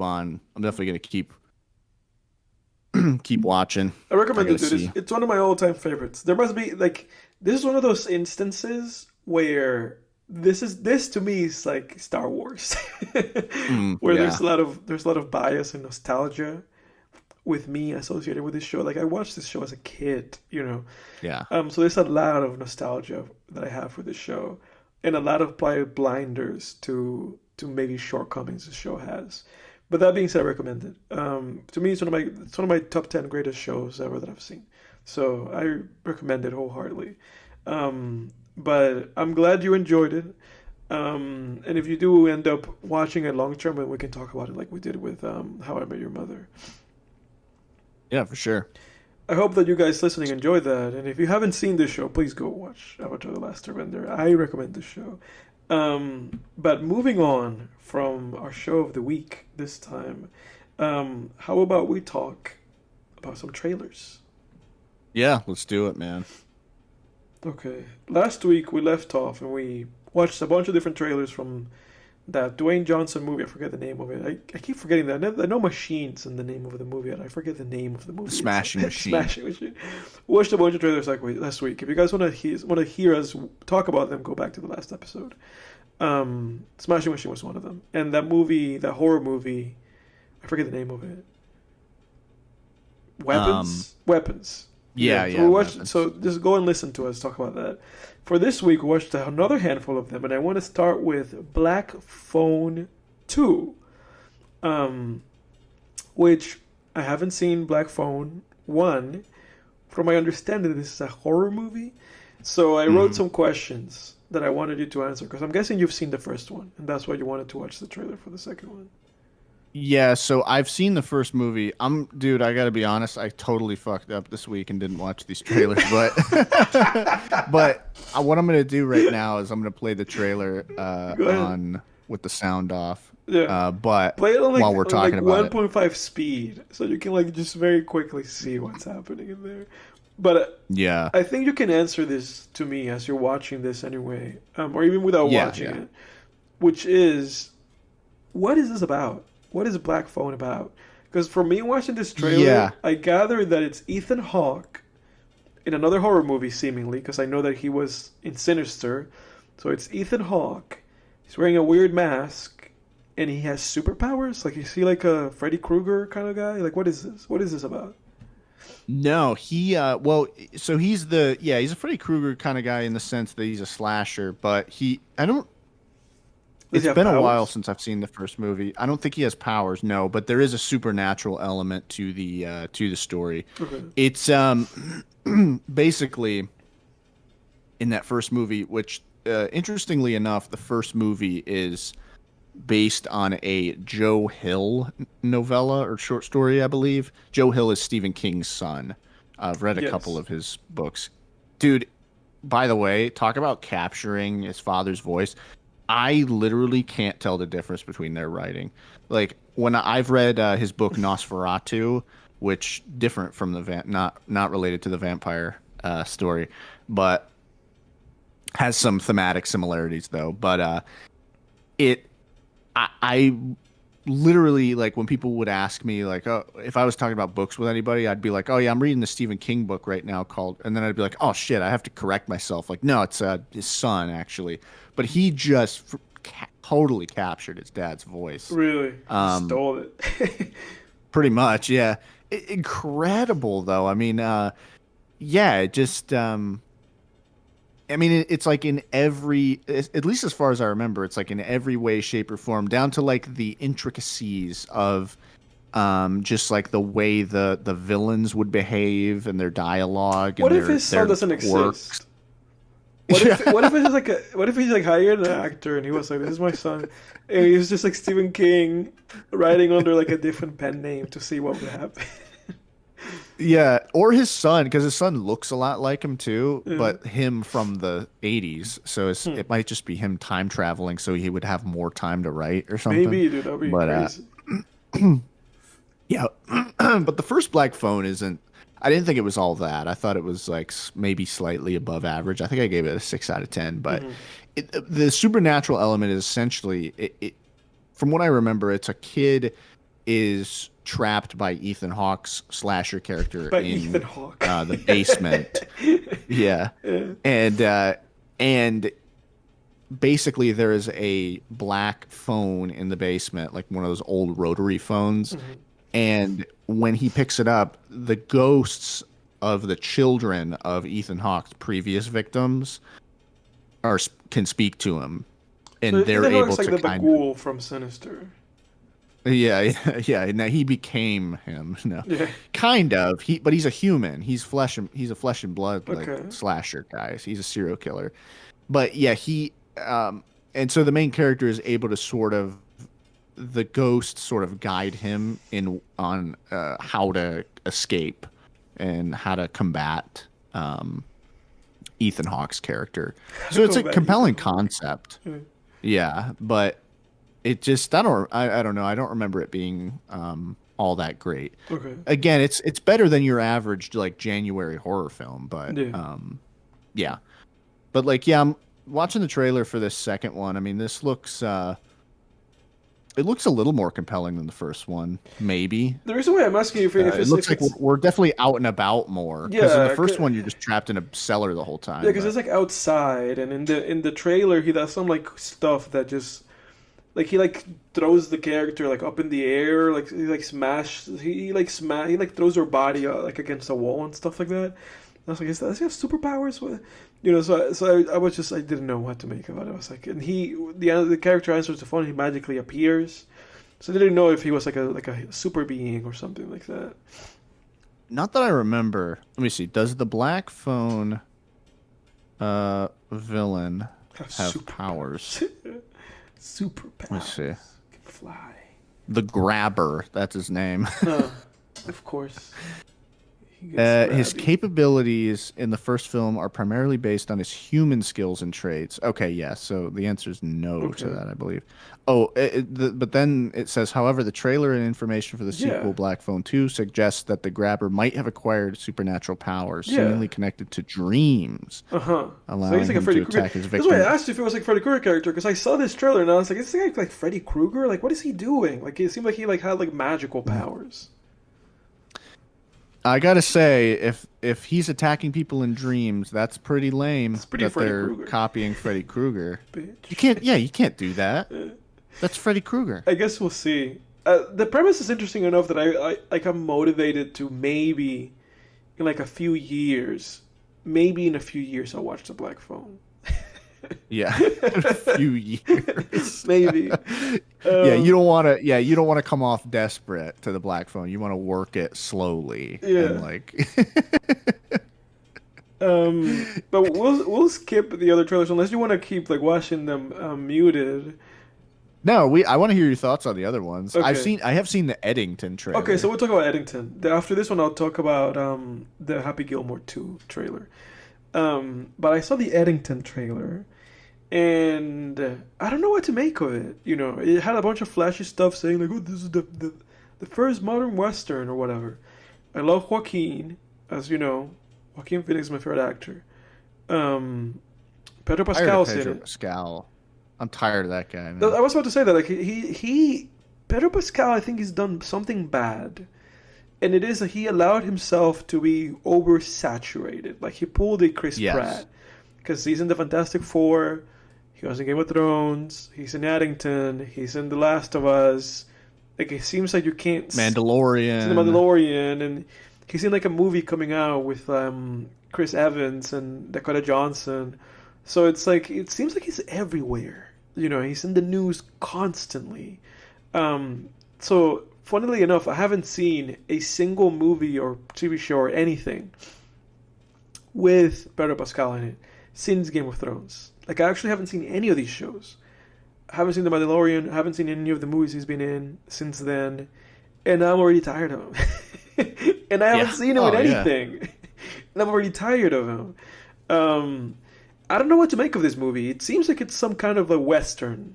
It's in the West. Mm-hmm. Joaquin Phoenix is a sheriff, and Pedro Pascal seems to be like a politician, and it's set in COVID times. That's all I could gather. And there seems to be conflict. I don't know what else. There seems to be conflict. It's the story, I would hope. Yeah. So that's day one. That was day one of screenwriting. Conflict. Opposition. That's funny. Complications. But this movie looks obnoxious, dude. I gotta be honest, man. It looks kind of obnoxious. Like, it looks a little bit like that. I mean, not quite as bad, but it looks kind of like that Don't Look Up movie, where it's just like... You just saw that movie, though, it's a bunch of people going crazy. Yeah. Because a thing is happening. It kind of seems like, that way. Oh god! Like it kind of seems like can we just fast forward to the post-apocalypse and do something cool? Like it kind of seems like the movies is trying to basically say something along the lines of, in a place at this time in this small town, you know, people kind of lost their minds a little bit, and a lot of crazy stuff happened. Maybe that's kind of what I gathered, and there's some shooting. Yeah. So, I don't know. Yeah, I can't say I'm like... This is just one of those movies where I see the trailer and I'm like, eh. Like, I felt that way about when that... I never saw it. That movie Tar came out, like, last year. I saw the trailer. I was like, I'm not watching this. This looks obnoxious. Just these thrillers where there's no hook. You know, it's like a thriller with no hook. But you watched... You watched a movie that I have forsaken and I will not watch unless out of sheer curiosity. You watched Maestro. Yeah. What the hell is that movie That about? was all right. That was pretty good. Really? Bradley Yeah, Cooper's Oscar Beatty movie. yeah, it was pretty good. I thought. I Yeah. think I gave it like a 7 out of 10 or something. It wasn't perfect, but it was. I thought it was great, and I thought Bradley Cooper did a really good job directing, and there were some very clever intricacies in that movie. I actually meant to bring this up on the show, but I just never Yeah, I don't think got a I don't chance think you ever to. mentioned it. I just saw it. I remember when you watched it. I saw it on Letterboxd. Yeah, so there's a great scene in that movie where this is an example of some really interesting symbolism in a story. So there's a scene in the movie where Bradley Cooper's character walks into a room and all of his kids are running around playing, and he almost trips over a toy, Hmm. and he picks it up and it's a Snoopy toy from the Peanuts. Okay. And he's like, "Who dropped the Snoopy here?" He was like, "Whose Snoopy is this?" It was on the floor, and the kids aren't really listening; they're just playing, and he just kind of tosses it aside. Then he gets into a fight with his wife, basically about his um the word. I'm having word finding issues on this episode. It's I'm okay. sorry, guys. I'm like stuttering, having word finding issues. I didn't sleep all that great last night. Fucking he's having an argument with his wife about his latent homosexuality, Okay. essentially. Yeah. Like she's kind of onto him, like and he's denying it, Yeah. right? And then at the end of the scene, she walks out and he looks out his window and it's the Macy's Thanksgiving Day parade and a giant Snoopy balloon goes across the by the window. Hmm. And the way I read that scene was like, hey, your problem, the Snoopy represented his problems blowing up out Yeah. of his control. Yeah. And That's I pretty just good. thought that was really clever. Yeah, I that's was pretty like, good. that's very clever directing Yeah. and writing. Um, so there were strokes of genius during that movie. Yeah. And it was also engaging. Yeah, I So, might put that movie down. I remember that when the Oscar season came, I was like, "Fuck that movie." I haven't seen it. It's just because I knew, like, I could see that it was such like an Oscar bait movie, black and white, and he apparently like yes. prepared like 7 years to do that role to be an orchestra. I was like, dude, go screw yourself. He didn't win anything. He won nothing. Nobody won anything for that movie. People felt like that was like a validation for Bradley just Oscar hunting like too Yeah. much. Which is funny because the other day I saw a like an interview from Samuel L. Jackson where they asked him about that, and he was like, all these actors are always statue hunting. He was like, I just do movies because I like acting and that's fun to me. Um, Yeah. but nobody's more thirsty for an Oscar than Bradley Cooper. Nobody. Oh, yeah. And he was so pissed because he lost to Cillian Murphy.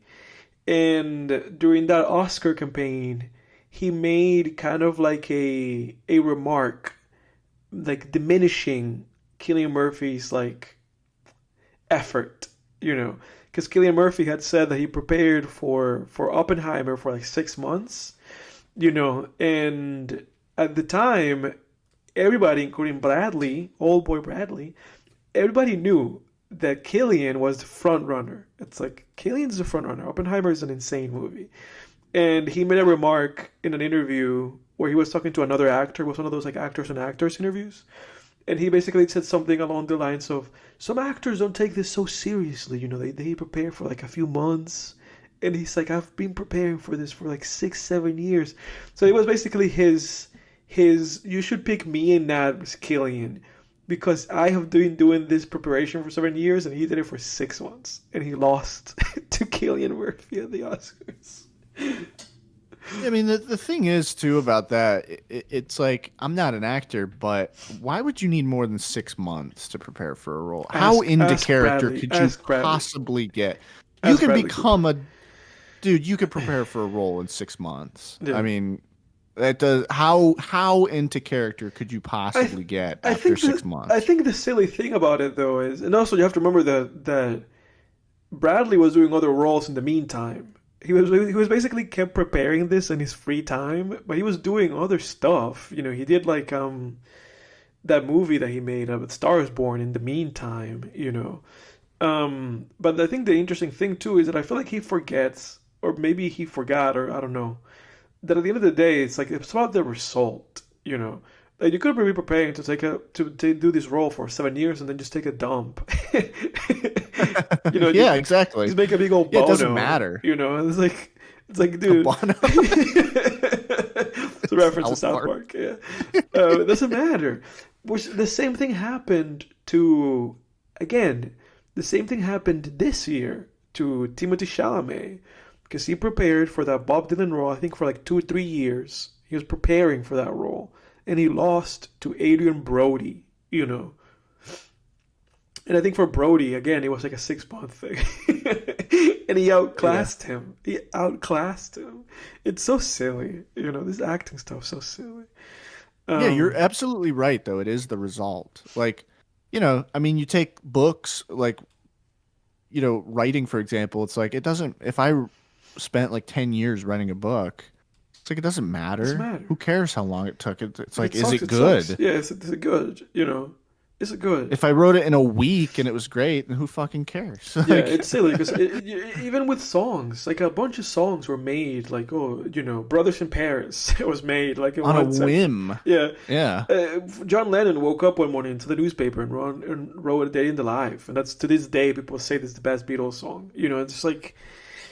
It's like it really is just about what you're able to get out of it. It's not like, oh, I did that for 7 years. Please give me the statue. Please give it to me. Please, please give me the statue. Please give it to me. Please, please, please. It's so silly, dude. Especially because not everybody's Daniel Day-Lewis, who apparently is coming out of retirement.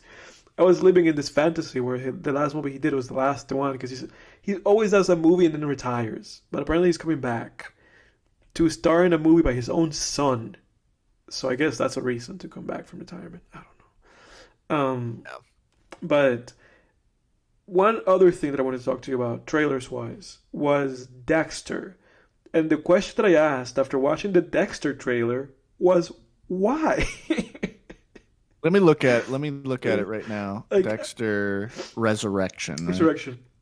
You saw that. It's so stupid. Have you seen every piece of Dexter thing? Besides the original Sin show or whatever that came out last year. Yeah. Besides that, I don't have any interest in really watching that one. But yeah, but yes, everything with Michael C. Hall as Dexter I've seen. Yeah, but I watched this Dexter thing, Dexter Resurrection. And in the trailer, you're going to see that Peter Dinklage is in it, and Uma Thurman, and Neil Patrick Harris, and that lady that played a superhero in one of those Marvel Netflix shows. I watched that, and my thought was like, why? What is this? Like, why do they keep doing this? Why are there more Dexters? Oh, yeah. Jane from Breaking Bad. Yeah. Peter Dinklage. Uma Thurman. Wow. Neil what Patrick is Harris up with is this? in it. Where is he? Why is he? I mean, watching it with the sound off is obviously he shows up for like half a diminishing second. my experience, but it's like, what? Why is he in this mansion here? This is weird. Yeah. This is very weird. Apparently, this show's turning into another version of You. Yeah, because apparently all of them are like killers. Peter Dinklage is basically being like, I've gathered all the best, and all of those people that you see are apparently like serial killers or whatever. Oh God! So Dexter's a hitman now? Get out of here! Get your ass out of here! So I just wrote why. Yeah, it's so against what the character was supposed to be too. Oh my God. The top comment is they put a serial killer who kills serial killers into a room full of serial killers. Genius. Yeah. Someone else said Michael C. Hall is going to be playing this role till he's 70. Like the thought that I had, watching that was like, maybe they should have pulled minor spoilers, or not minor, full on spoilers. Skip to like 15 seconds from this moment. Maybe they should have pulled the Breaking Bad. That's all I'm going to say. You know what I'm talking about. Yes. Because this poor guy, they keep dragging him into this. Dude, let me tell you something. They did pull a Breaking Bad. At the end of Dexter New Blood, he dies, dude. Why is He he back? dies. Why is he in this show? He gets shot in the midsection and is lying on the ground bleeding out. And that was supposed to be them fixing the ending. Dude, That show was even worse dude, than the last. I think they needed to do an El Camino and just be like, no, he is 100%, like 100%. He's not coming back, you know? Yeah, yeah. Yeah, exactly. Yeah, that was, oh my God, that was so nice in El Camino where they were like, yes, that you heard it on the radio. He's I'm done. trying to be vague Yeah. for people, but it was like, yeah, it's over. It's like, Yeah. thank you. Now we don't have to get these like What videos ifs. anymore and like Yeah. how he could still be Yeah, alive. no, that was like that. The fact that they did that in El Camino, to me, was like the biggest like sigh of relief, because I was so tired of those videos. I was so tired of those videos, dude. Because Vince Gilligan is a storyteller who has integrity. Yeah. He is Integrity Farms. Integrity. Okay, Integrity. Randy Marsh. We have Integrity Farms. Yeah. Dude, Vince Gilligan smokes Integrity Farms weed. Yeah. That guy's got integrity. What is that show coming out, by the way? Dexter Resurrection? No, not even Dexter. Like his show, like the Vince Gilligan show. Oh, the sci-fi one? I have Yeah. no idea. Huh. I don't. There's like nothing Is available that on that still show like other in than production? the Did that casting. get canceled or something? Like quietly? I doubt it. Let me I've heard see. nothing Sci-fi about that. show. Vince Gilligan sci-fi show. Untitled Vince Gilligan TV series. Is it in pre-production? Or something? Waikaro 339. It's the working title. It says what the series is expected to premiere sometime in 2025.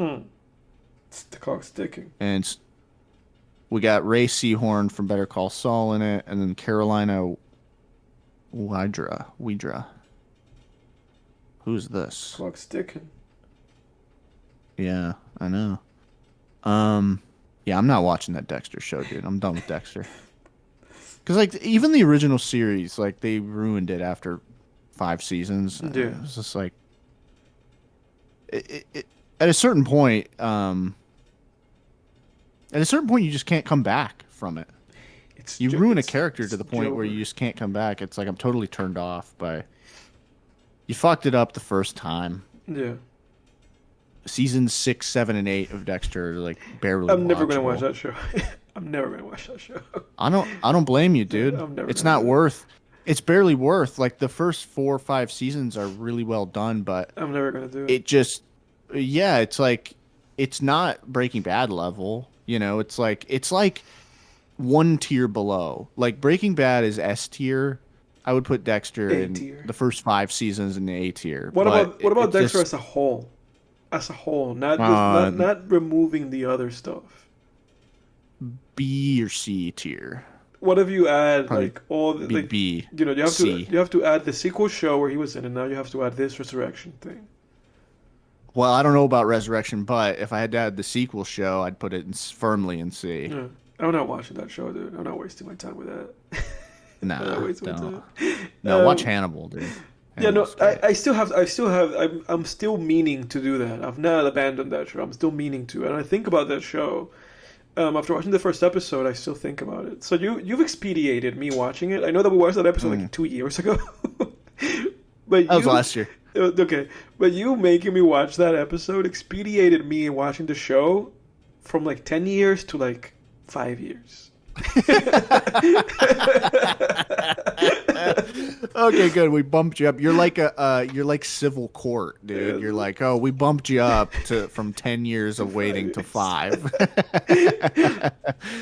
Yeah, dude. Hannibal's like a 39-hour David Lynch film, basically. Yeah. It's fucking amazing. I gotta, dude. I gotta. Let's get a recap. Or a Lynch and Kubrick film, pretty much. A combination. It's like a 39-hour David Kubrick movie. David Kubrick. David Lynch plus Stanley Kubrick. Stanley Lynch. Yeah. Stanley Lynch show. Stanley Lynch. Yeah, however you like. Yeah, I'm still meaning to watch essentially that. Especially because sometimes I see gifs online that remind me of it, of just like that dude cooking human beings into delicious food.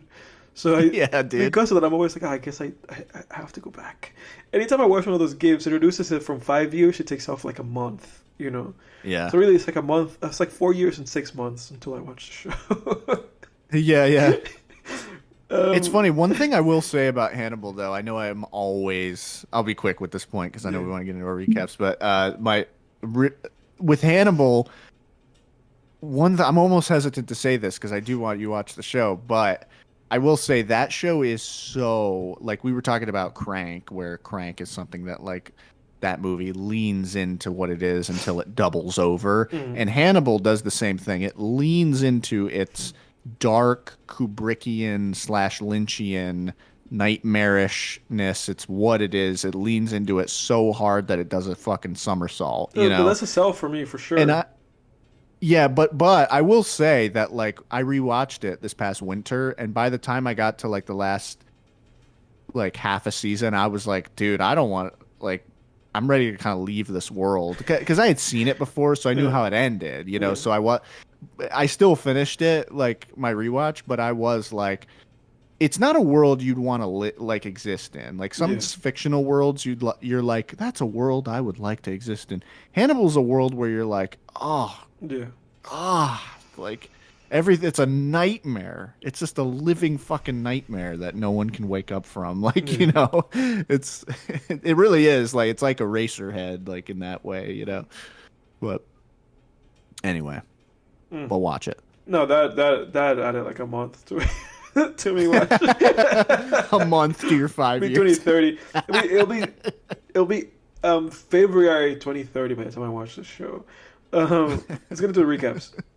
Why don't you take us into what you've seen, heard, read the past week, Mr. Jake? Yeah, yeah. What you heard? What you heard? Uh, Heard the Carter Six? yeah. Oh God, I'm yeah, not dude. listening to that. I'm glad you brought that up. Actually, oh God, Yeah. I would have forgotten about it, dude. It's unlistenable, The man. Carter Six. Lil Wayne's he's done, man. Hey, he's I done. when I listen, he's done.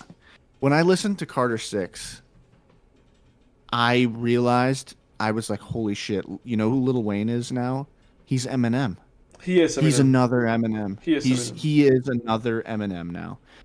Like he has become just that like unlistenable dad rap almost. Yeah. That like you just can't. It's like you're listening to the songs and it's like you're like I should like this. The beat is like fine. The rapping is technically great, but it's like it feels so corporate. Yeah. It just the songs lacked like you know like I always thought Eminem like I have headcanon for like rappers that fall off or are washed or whatever. Like Yeah. I have headcanon where I'm like, this is what they should have done if I were them, Yeah. you know?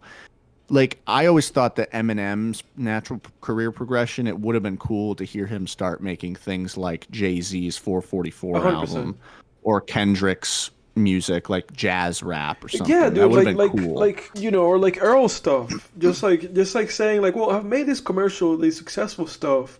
Let me take a step Hmm. back and just do Right. more like maybe not so radio friendly stuff. I don't know what it Work is that with these the guys. Alchemist. Yeah, like I don't know Yeah. what it is that these guys double down on what they were doing Yeah. before. They just double down instead of trying to reinvent themselves. I don't know. Yeah. Quick note on Eminem too. I was listening to because I didn't realize this, but he like the Griselda guys, Conway, West Side Gun, Benny the Butcher, they're like co-signed by They Eminem, are. but also like which co-signed just means endorsed. But Yeah. I think they're signed to him in some way, shape, or form. Like I think as a group they're signed to him. Just the Griselda group Hmm. is signed to Shady Records or something.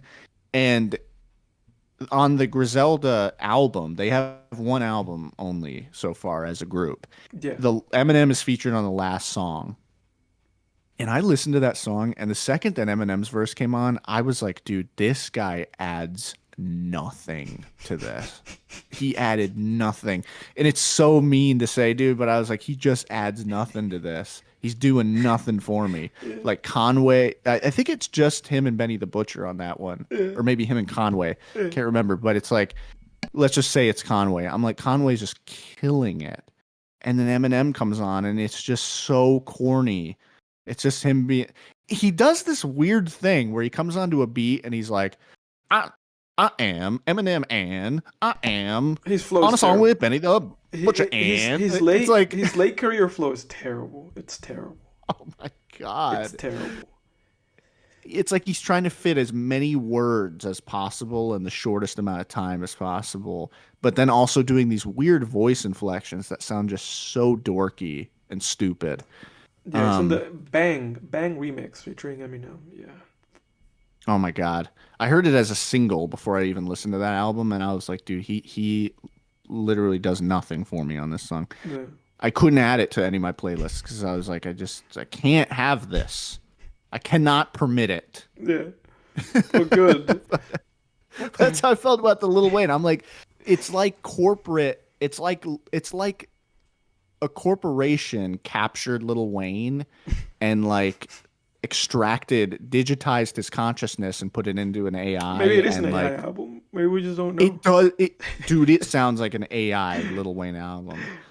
Like if you were to just be like, hey, make a bunch of songs that are like blunt blowing but not quite as good. It's like Here. but my head going off that headcanon thing, like honestly with Lil Wayne, I feel like he should keep leaning into that like auto-tune future type stuff. You know, like the auto-tune mumble rap type stuff. If Lil Wayne should just keep leaning into that. I want to hear auto-tune Wayne at this point, man. Yeah. Like, I don't need any more, you know. Maybe he'll listen to the show. Maybe he'll like, Jake is crank right. He is right. Yeah. This should be the direction for my career. How did I not see it? Surrounded by yes men. Yeah. But anyway, yeah, those are my only thoughts on the Carter 6. But so as far as movies go, I rewatched 3 movies. All rewatches. With my girlfriend last week, we wanted to find a thriller, and I was like, shit, you know what is like one of the best modern thrillers that is always dependable with anybody is Don't Breathe. Yeah. And it's great, man. It's Don't Breathe is a solid strong 8 out of 10. I think I have like a 6. That's kind of how I feel about that movie. I feel a 6. I feel like the movie's so yeah.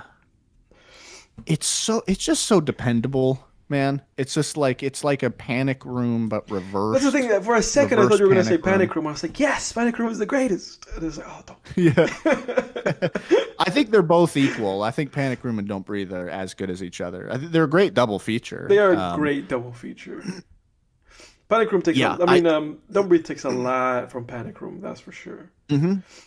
Yeah, it's basically just like, hey, let's do a reverse home invasion movie where the main characters are the invaders and the homeowner is the villain. I get some people's like gripes with Don't Breathe, but honestly, I think So I will say this though. I think some people try to attack Don't Breathe in certain ways, and sometimes I find their arguments really lame and they don't really hold up.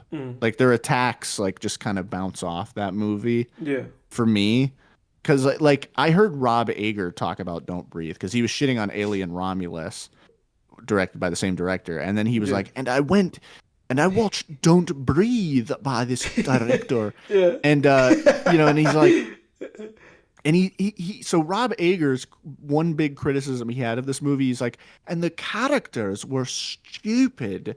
He's like, the characters weren't smart. What I would do in this situation is this blind guy's running around the house chasing me. Yeah. Just move furniture into the way and he'll trip over it. Yeah, I watched that. And I shit you not, I thought of that while I was watching the movie. Right at the beginning of the movie, I thought of that.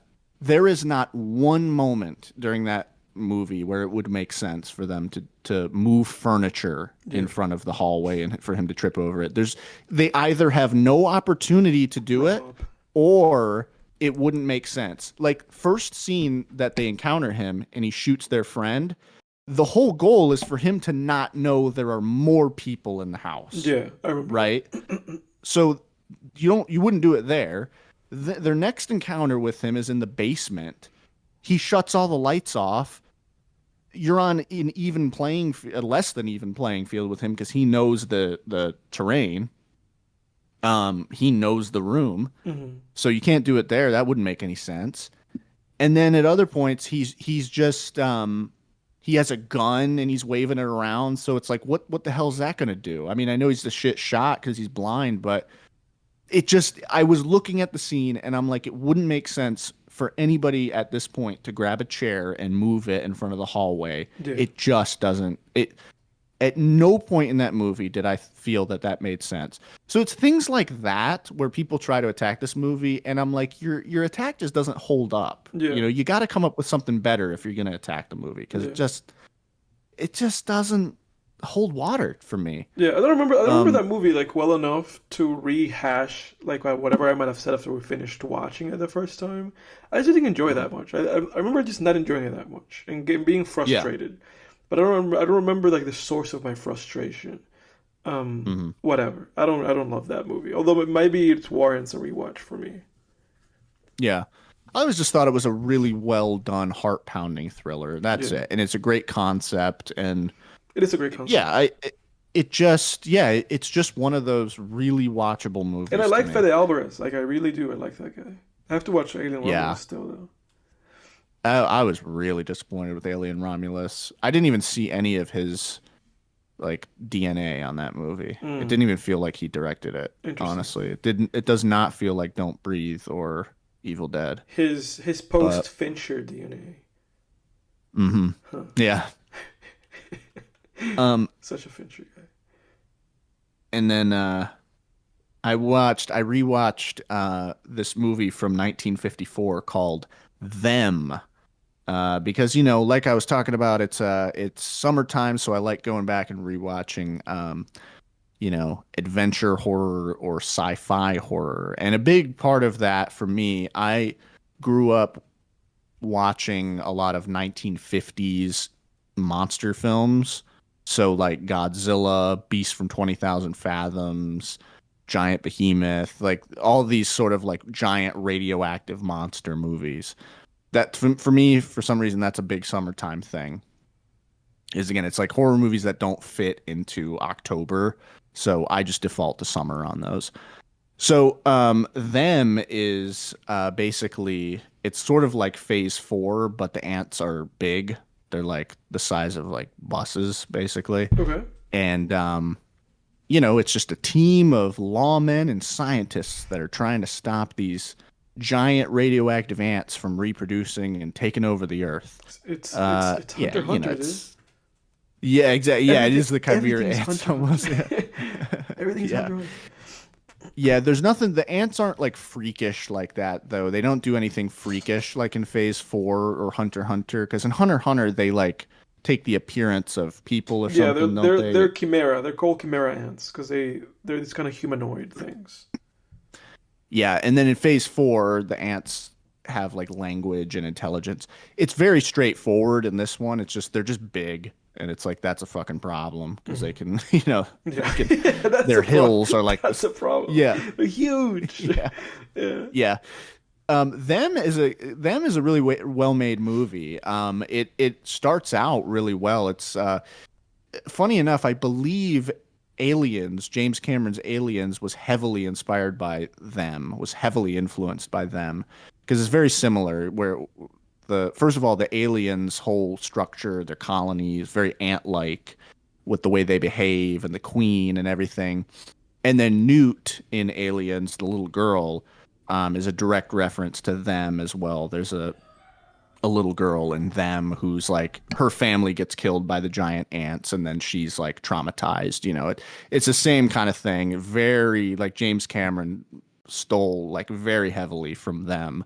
Um, and the movie it's great. I loved it as a kid because when I even as a kid like at 10 years old, 11 years old, I was already such like a horror fanatic and purist. So like, dude, if you had a monster movie where you show the monster in the first 5 minutes, I was 10 years old. I was like, boo, that's not how you do it. Like it was like, I love that build up, man. Like we were talking about this with the Mummy last week. Like I love the freaking build up, holding out, but then delivering. And them does a good job of that where you have this, you start out with our cop main character and then, they're just investigating these attacks around I think it's the Arizona desert. And the mystery unfolds, and then they're bringing in the FBI, they're bringing in entomologists, insect scientists, as they're kind of putting together this puzzle of what's going on. And yeah, it's well made. I would say the main flaw is that the main character is a police officer. And in like the second or third scene, his partner gets killed off screen. You just hear him scream. And so then the police officer has like a personal vendetta / stake in the story. It's very basic. Like, okay, now I want to figure this out for my partner because my partner got killed because of whatever we're dealing with here. Mm. But then like 20, 30 minutes in, they bring in this FBI guy who is a very flat character, like Marlboro Man kind of guy. And then, of course, when they bring in the female scientist, it's all like, hey, honey, what's your name? And it's just like, and that is like, whatever. That's the 50s. It's the 50s. It's a time capsule. Yeah. But to also have that and the guy is also a flat, uninteresting character made me hate the guy. And at the end, the cop guy, so he gets like he has a good arc because at the end, in the beginning, they find that the girl who's basically like Newt from Aliens, and she's completely traumatized, by what happened to her. And then at the end, the main character dies saving these two kids before they get eaten by the ants. So and you have this great arc, and then the main character or the other main character, like they couldn't decide who the main character of the movie is, the FBI guy. The ants start snapping at him and chasing him, and I was like, get him. Fucking yes, get him. But they don't get him, dude. And I was like, God damn it, I fucking hate that guy. Again, I get it, the 50s sexism and all that. That's not, like, it's a time capsule. Yeah. It's what it is. But to also put in the fact that this is, like, some weird character that they're bringing in who's taking focus away from who's supposed to be the main character, and he's flat, uninteresting.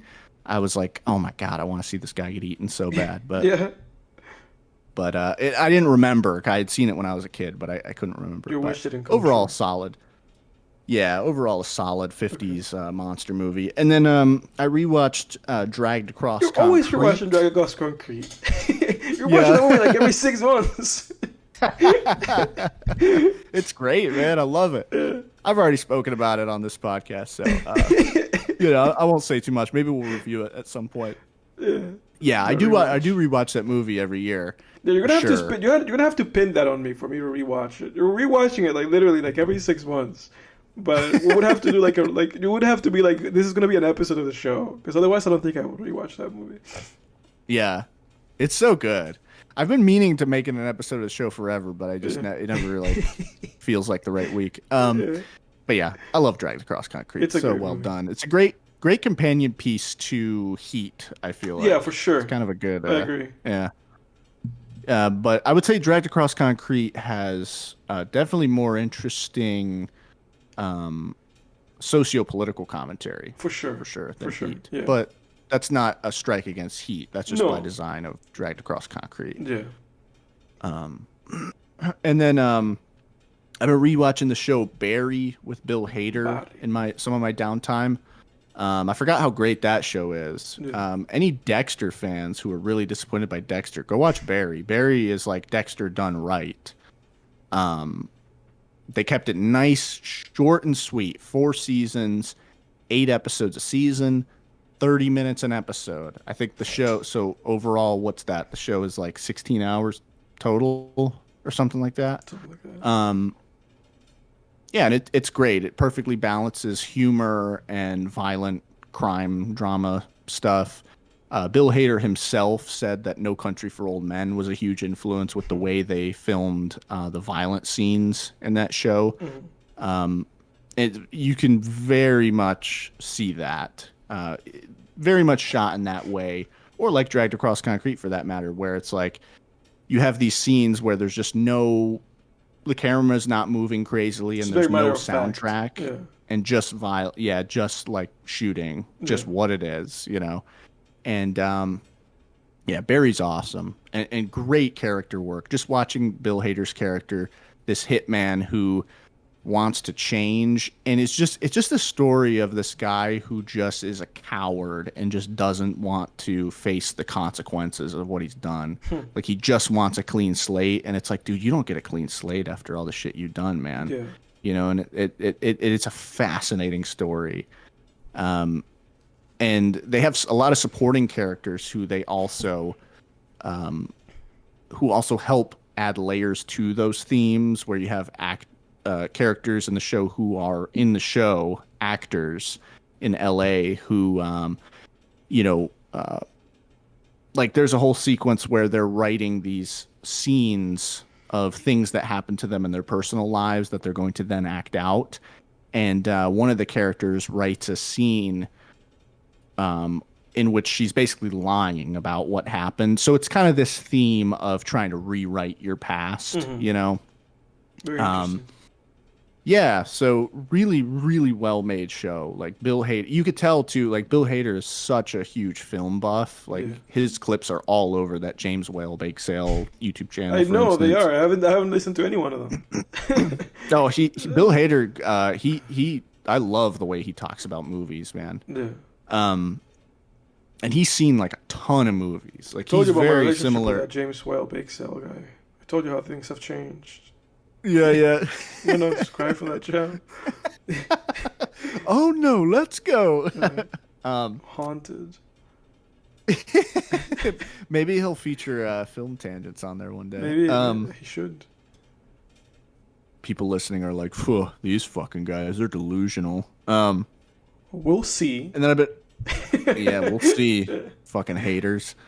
And then on the reading front, I'm still making my way through Empire of the Damned, the second Empire of the Vampire book. But while I'm doing that, I've also been reading some, shorter stuff, novellas. I read The Patient by Jasper DeWitt. It was originally a Reddit no sleep story, and then they compiled it into a novel. So I didn't even know that going in, but halfway through, I was like, is this a Reddit story? And, because It was. it was like the quality it's not the quality of the writing was okay, but it was just like, just some things that didn't make sense. And like Ryan Reynolds was even going to make this into a movie at some point, but I don't know if that's still happening because that story was announced in like 2018, but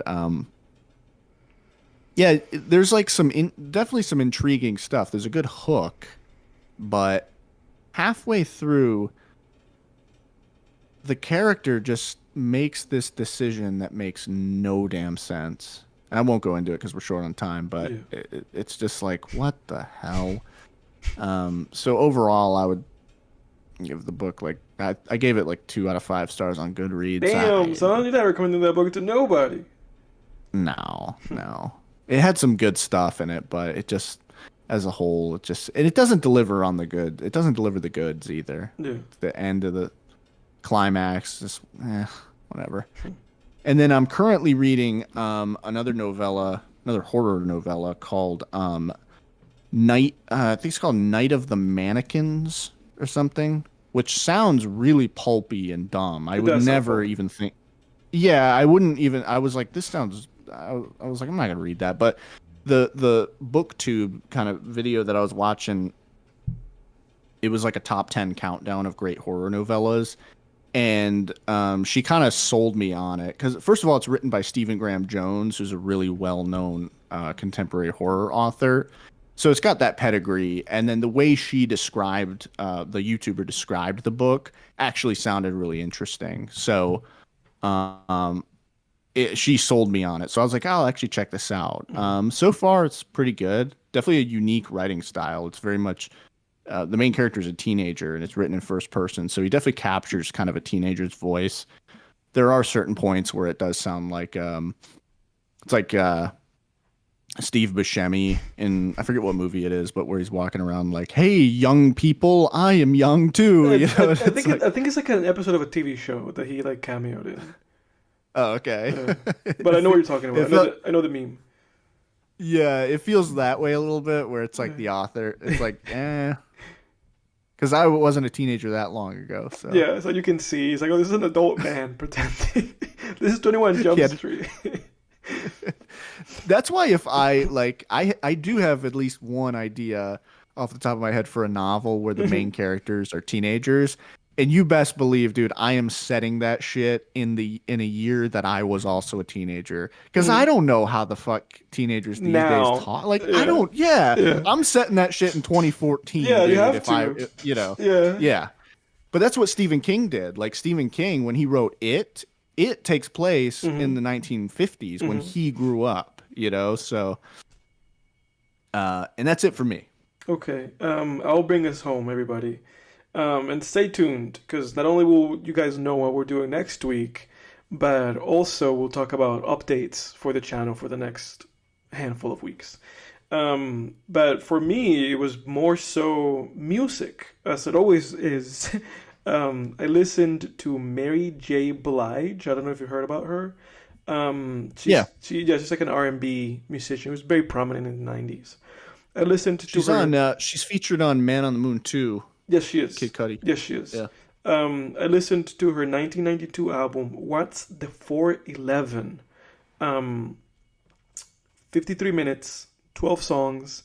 I did not love it because it's the kind of R&B that it's like now a little bit dated, where it's just a little bit too focused on simple grooves and vocals, and that's kind of not enough to cut it for me, especially because Mary, even though she does have a good voice, the context of what she's singing about is not engaging for me. I've been debating just giving it another shot. Not this album, but her.